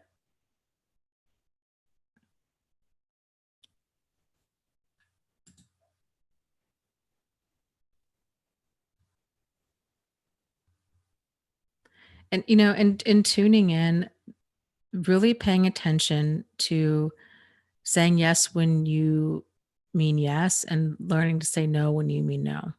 And at a minimum, just bringing it to your awareness of when you're not doing that, and then getting curious and asking yourself why. Why are you saying yes when you mean no? Because the more insight that you can have into your behavior, then the more that's going to clue you in as to kind of what the deeper need is that you're meeting by actually saying yes when you mean no. So Gigi says, Dana, you should speak at the convention. Is there a convention? My email has been jacked for it's a freaking hot mess. So I don't even know. I might have even been invited to it and didn't get it. People are telling me all the time, they're like, my email bounces back to you. Or things are not running smooth. So I don't even know of a convention, and I should need to. So I don't know. Doug, hello. Thank you. My goodness. He says, sending all light and love, peace and healing. Thank you, Dana, for the positive help you have done for everyone. Dana, I hope the knowledge you need comes to you for the best, most positive outcome for you and everyone. Namaste. Oh, thank you, Doug. That's awesome. And thank you very much for that live stream donation and just your good energy and all of it. All of it.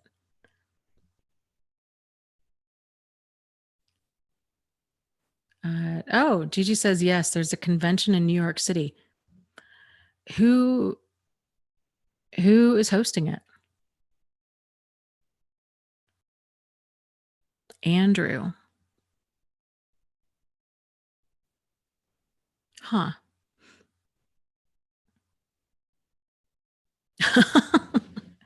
Huh. Okay. Do you guys know when it is?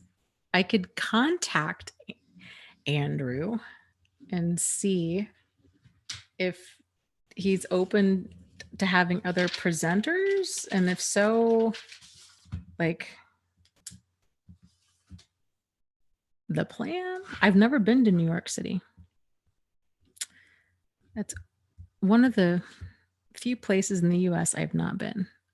Okay, it's Brooklyn. Oh, that's cool. Brooklyn, the end of September. And his name is Andrew.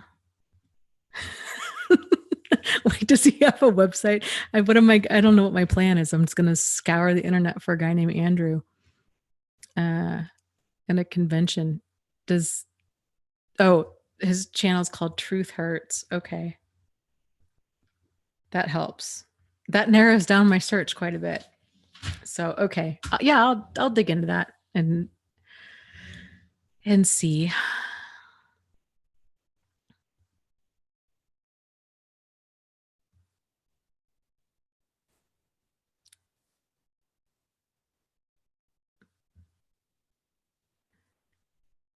Stainless says, yes, we need a summit in the US. So I know we're over on time, but yes, I would love that. I went to this craft convention thing in Ohio, was it like a few months ago? And they really had it down. Like they had it going on, and they've been doing this for years, but they had so many amazing ideas, and the way they ran it and all of these things. I was talking to Angie about it the other day. We've been kind of kicking something around to put something together. So part of my plan is I'm really thinking that I want to finish up my master's in counseling just to kind of have, because I feel like if I do want to do material and this kind of stuff and really get it out there, then I feel like I kind of need to have that piece, since I want to do stuff more with probably other like mental health professionals and the school system and stuff like that. And, so I think I have like 6 classes left, and I should finish in like less than a year. So I need to kind of figure out all of that and how that's all going to shake out. But yeah, but I would really like to start getting some seminars together and all this. I think would be great.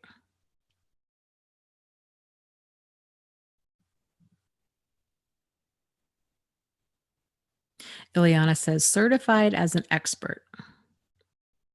Interestingly, maybe ironically enough,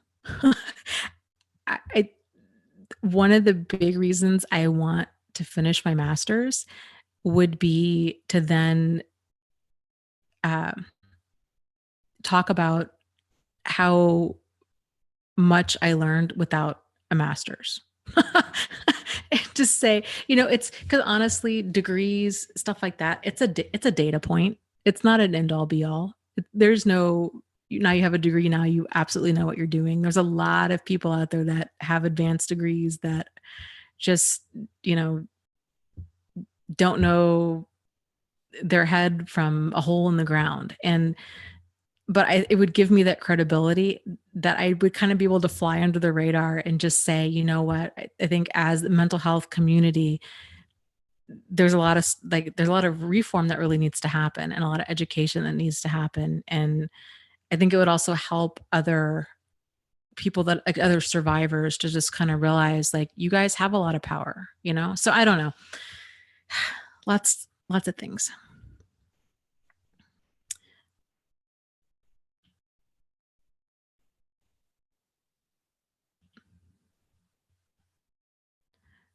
Okay. So Stainless says we should rent some RVs. Like that would be so fun. It's so funny. Okay. Again, I know we're off time and I promise we're going to wrap up here in a second. Angie had said something the other day. I think it was just on like her Facebook page where she was like, I would just love, it was like one of those just like random thoughts, like deep thoughts, right? Deep Thoughts by Angie Atkinson. It was so cute. So she just was saying, she's like, I would love to have like, this land where people, there could be like a little school and just kind of a nice chill place for people to live. And there could be like tiny houses and their own garden. And I was like reading it. I'm like, I would love to do something like that. I would love to kind of create some sort of longer term. There's obviously so many things I want to do, right? Like some sort of like longer term housing for people that are trying to recover from all of this, because a lot of shelters, first of all, shelters only take women. And especially if women have teenage sons, oftentimes they're not eligible for a shelter. And most people, especially, forget trauma aside, most people in general, it takes longer than 30 days to get your life together. And then you factor in trauma, you're really talking like a solid 6 to 9 months before a person can even start to get on their feet. So I think it'd really be nice to have the funding to have some sort of community that's more of like a longer term place that allows people a chance to heal instead of short term. You're in a shelter, you're out of a shelter, and then, then you're back in the shelter, right? Because that's kind of how that cycle continues. So I don't know, lots of things. Lauren, thank you, Lauren, for the live stream donation. I appreciate it.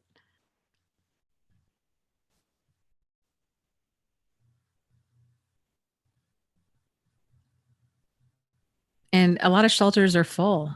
I mean, there was a gal who's moving to Seattle, and I was calling around the other day looking for shelters, and all of them, they're like, you need to call between 9 and 9:30 in the morning.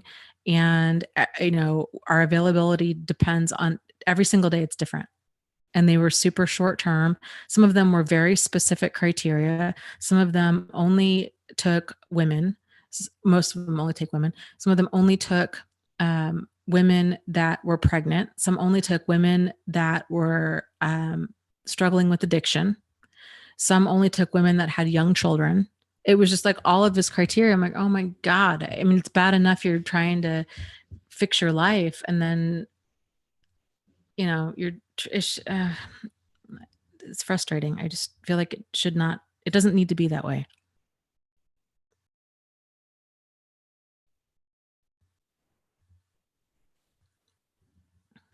Yeah, I don't know. Maria was saying, what about a paid webinar?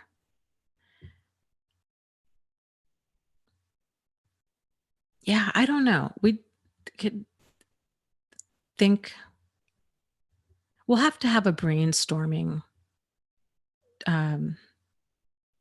session sometime. I feel like I'll know the direction that I need to head when I know.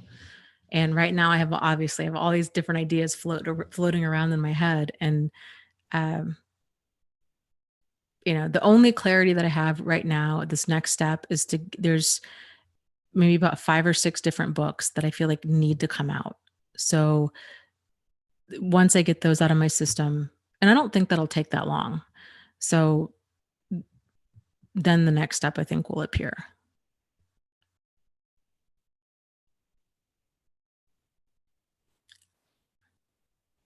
But I mean, like, as far as what resonates with me right now would be more of kind of creating a framework for something that's scalable and something that could have the potential to go worldwide with uh,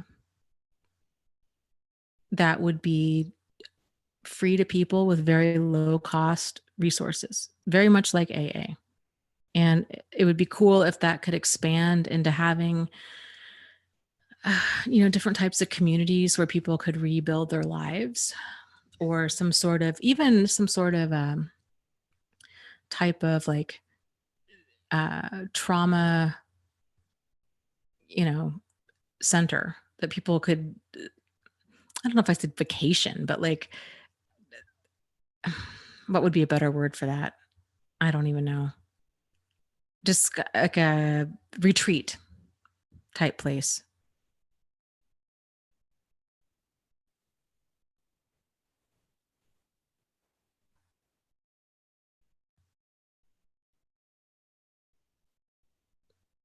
Um, well, like Gigi's asking, like a halfway house. Well, so like a the for me, for what I was thinking, like the longer term stuff, it would be ideally something where people could stay there and it would be free, and there would be a series of classes that they would need to attend. That would probably would be just recorded. It's like a series of videos. There'd be like some workbooks, but people would have like a week or two where it's like, okay, you just decompress, like just chill. There's no expectations other than you just treat other people with respect and the community. We don't expect you to help out. We don't expect you to attend class. Like just sleep and eat and take some hot baths, just be good to yourself. And then it would be like, okay, over the next like 3 weeks or whatever, we want you to watch these videos. There's, kind of workbooks and stuff. And now we're going to start working through it and, um, you know, kind of teaching different skills and stuff like this, because these are the pieces, right? And when I was working at the shelter, I kept thinking, I'm like, what am I missing? Because these women, they would come into the shelter and then they would leave and then they would come back and then they would leave, and it was pretty much a lot of times the same women. And I remember thinking, like, what's wrong here? I mean, we live in a fairly small town. How is it that you're finding all of these really awful men, and each one, it seems to be getting worse and worse every single time? So what's like, how do we break this cycle? And the education that we were doing, it just, I mean, hindsight being what it is, it was really, it just scratched the surface, like there's just so much more that needs to be out there. So yeah, Maria says, yeah, your favorite part's the developing the material. Yeah. I really feel kind of pulled to, I feel like if anything, that's maybe where my strong suit is. And that was just from being a teacher before I was a nurse, and really kind of seeing like, where did people patterns, like where are people getting tripped up with stuff? And that to me is the fun part too, of seeing like, okay, where are people getting tripped up, and how can I phrase things in order to smooth over that bump, you know? So I personally really like that part of it all. Um, yeah. So I don't know. Oh, thanks, new Chris. It says, don't worry, Missouri Cowboy, I gotcha. Thanks as always. Thanks, folks. Thanks, Dana. Well, thank you. And thank you for the live stream donation. I appreciate it. So I don't know. I think it'd be cool. fundraising stuff, developing a plan. I think it'd be cool as kind of a community to come together and figure it out. So, yeah. Maybe I'll do a video. Tomorrow is my 3-year anniversary on YouTube, if you can believe it. So I was thinking about doing a video. Maybe we can talk about that, kind of what's next, and throw out some ideas and discuss all that, because I think that would be a good time to talk about it. So,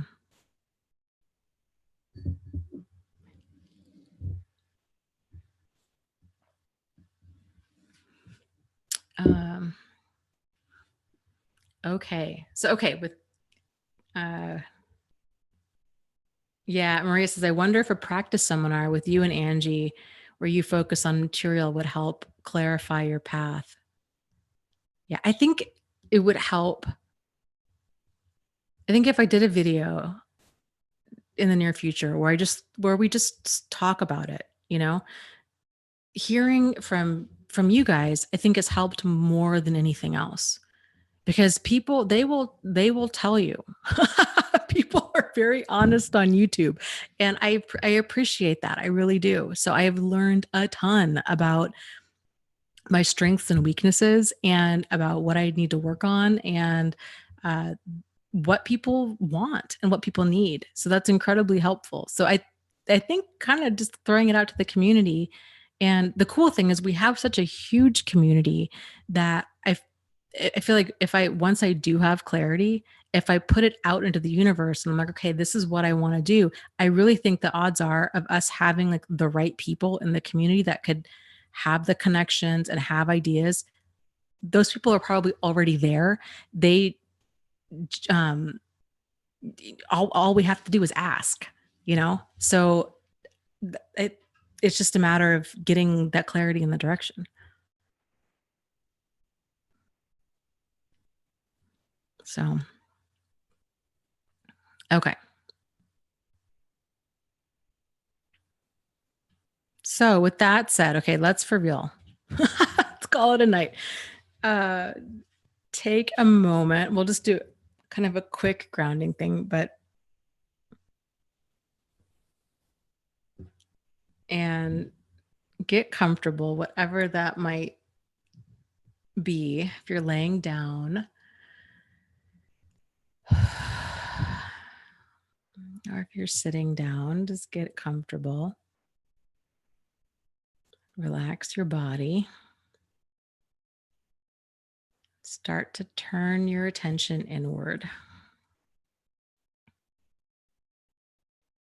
Focus on your breathing.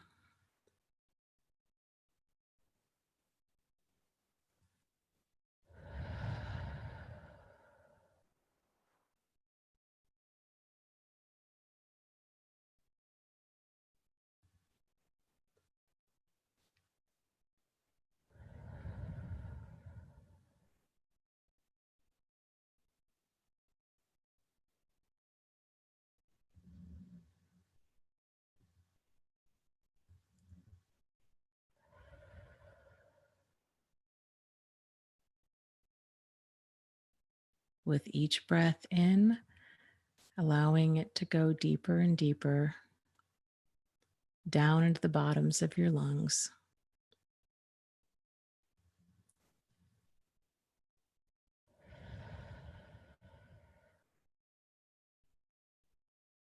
Slowly exhaling.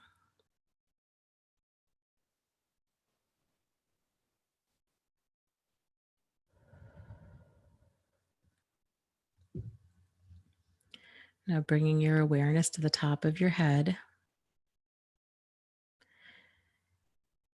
moving your way down, bringing your attention to any areas that you might be holding stress or tension in particular your eyes, letting them relax, your cheeks, your jaw, your mouth, letting your tongue fall from the roof of your mouth, relaxing your neck and your shoulders, Allowing your chest to open, relaxing your arms, your hands, your fingers. Relaxing your stomach, your mid back, your lower back, your pelvis. And allowing your legs to fall into whatever position is the most comfortable.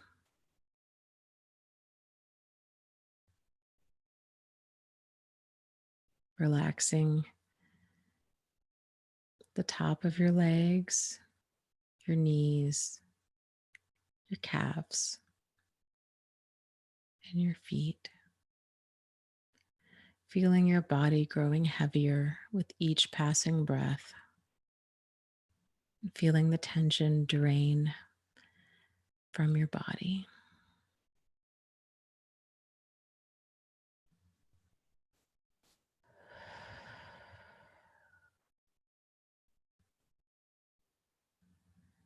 With each inhale, visualizing a healing white light entering into your body and flowing effortlessly all throughout.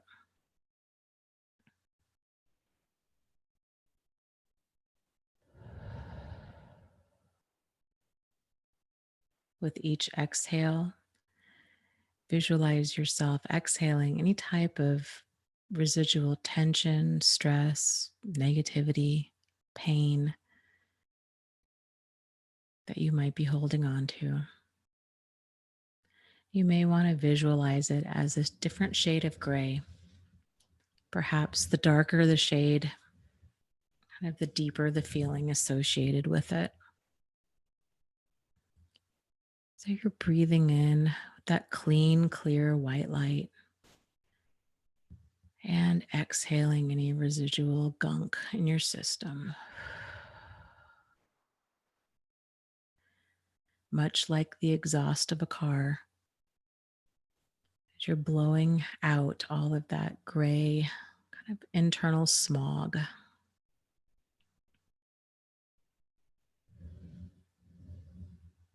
Noticing as you continue to inhale and you continue with your exhales, that your exhales become lighter and lighter, with the ultimate goal of inhaling that white light and then exhaling that white light to where your system is just running clean. You've got clean energy coming into you and coming out of you.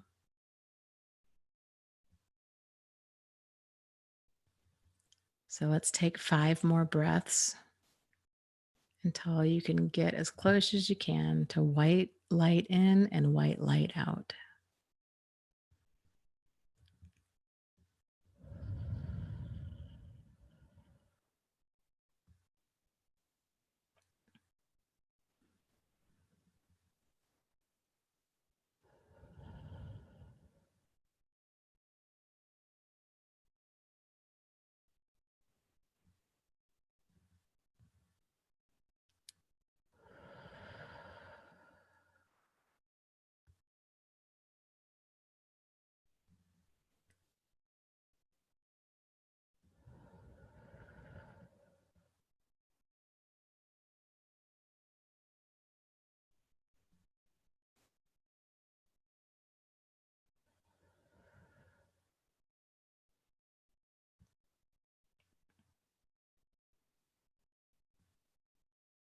Now let's take a moment and send some of that healing, rejuvenating energy kind of out into the world and out to any other people, perhaps in the chat, out in life, maybe that you've seen on the news, just out into the world, sending that healing light out to people,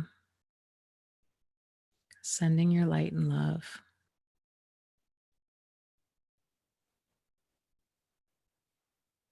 Maybe taking a moment to give them just an energetic hug, letting them know that they matter.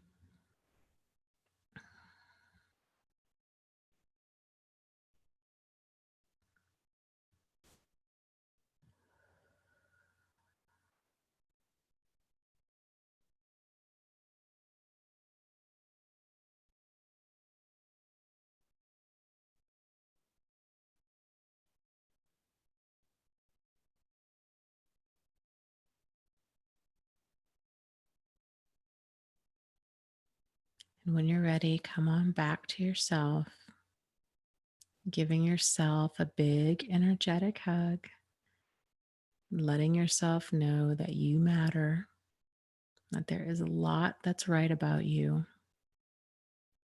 And if you can, if you're comfortable, letting yourself know that you love and accept yourself for who you are in this very moment.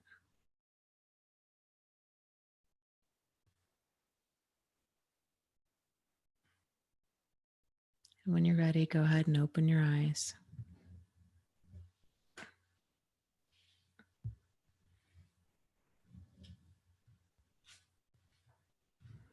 So, thank you guys so much for joining me, and I will see you next week, Wednesday at 8:30 p.m. Eastern Standard Time. And I will most likely be putting out a video tomorrow for my 3-year anniversary. So look for that. And you guys have a fantastic week. Lots of love to you. As always, you are not alone. You are not crazy, and you really can move forward and heal from this. So take care and have a fantastic rest of your night. Okay. Good night.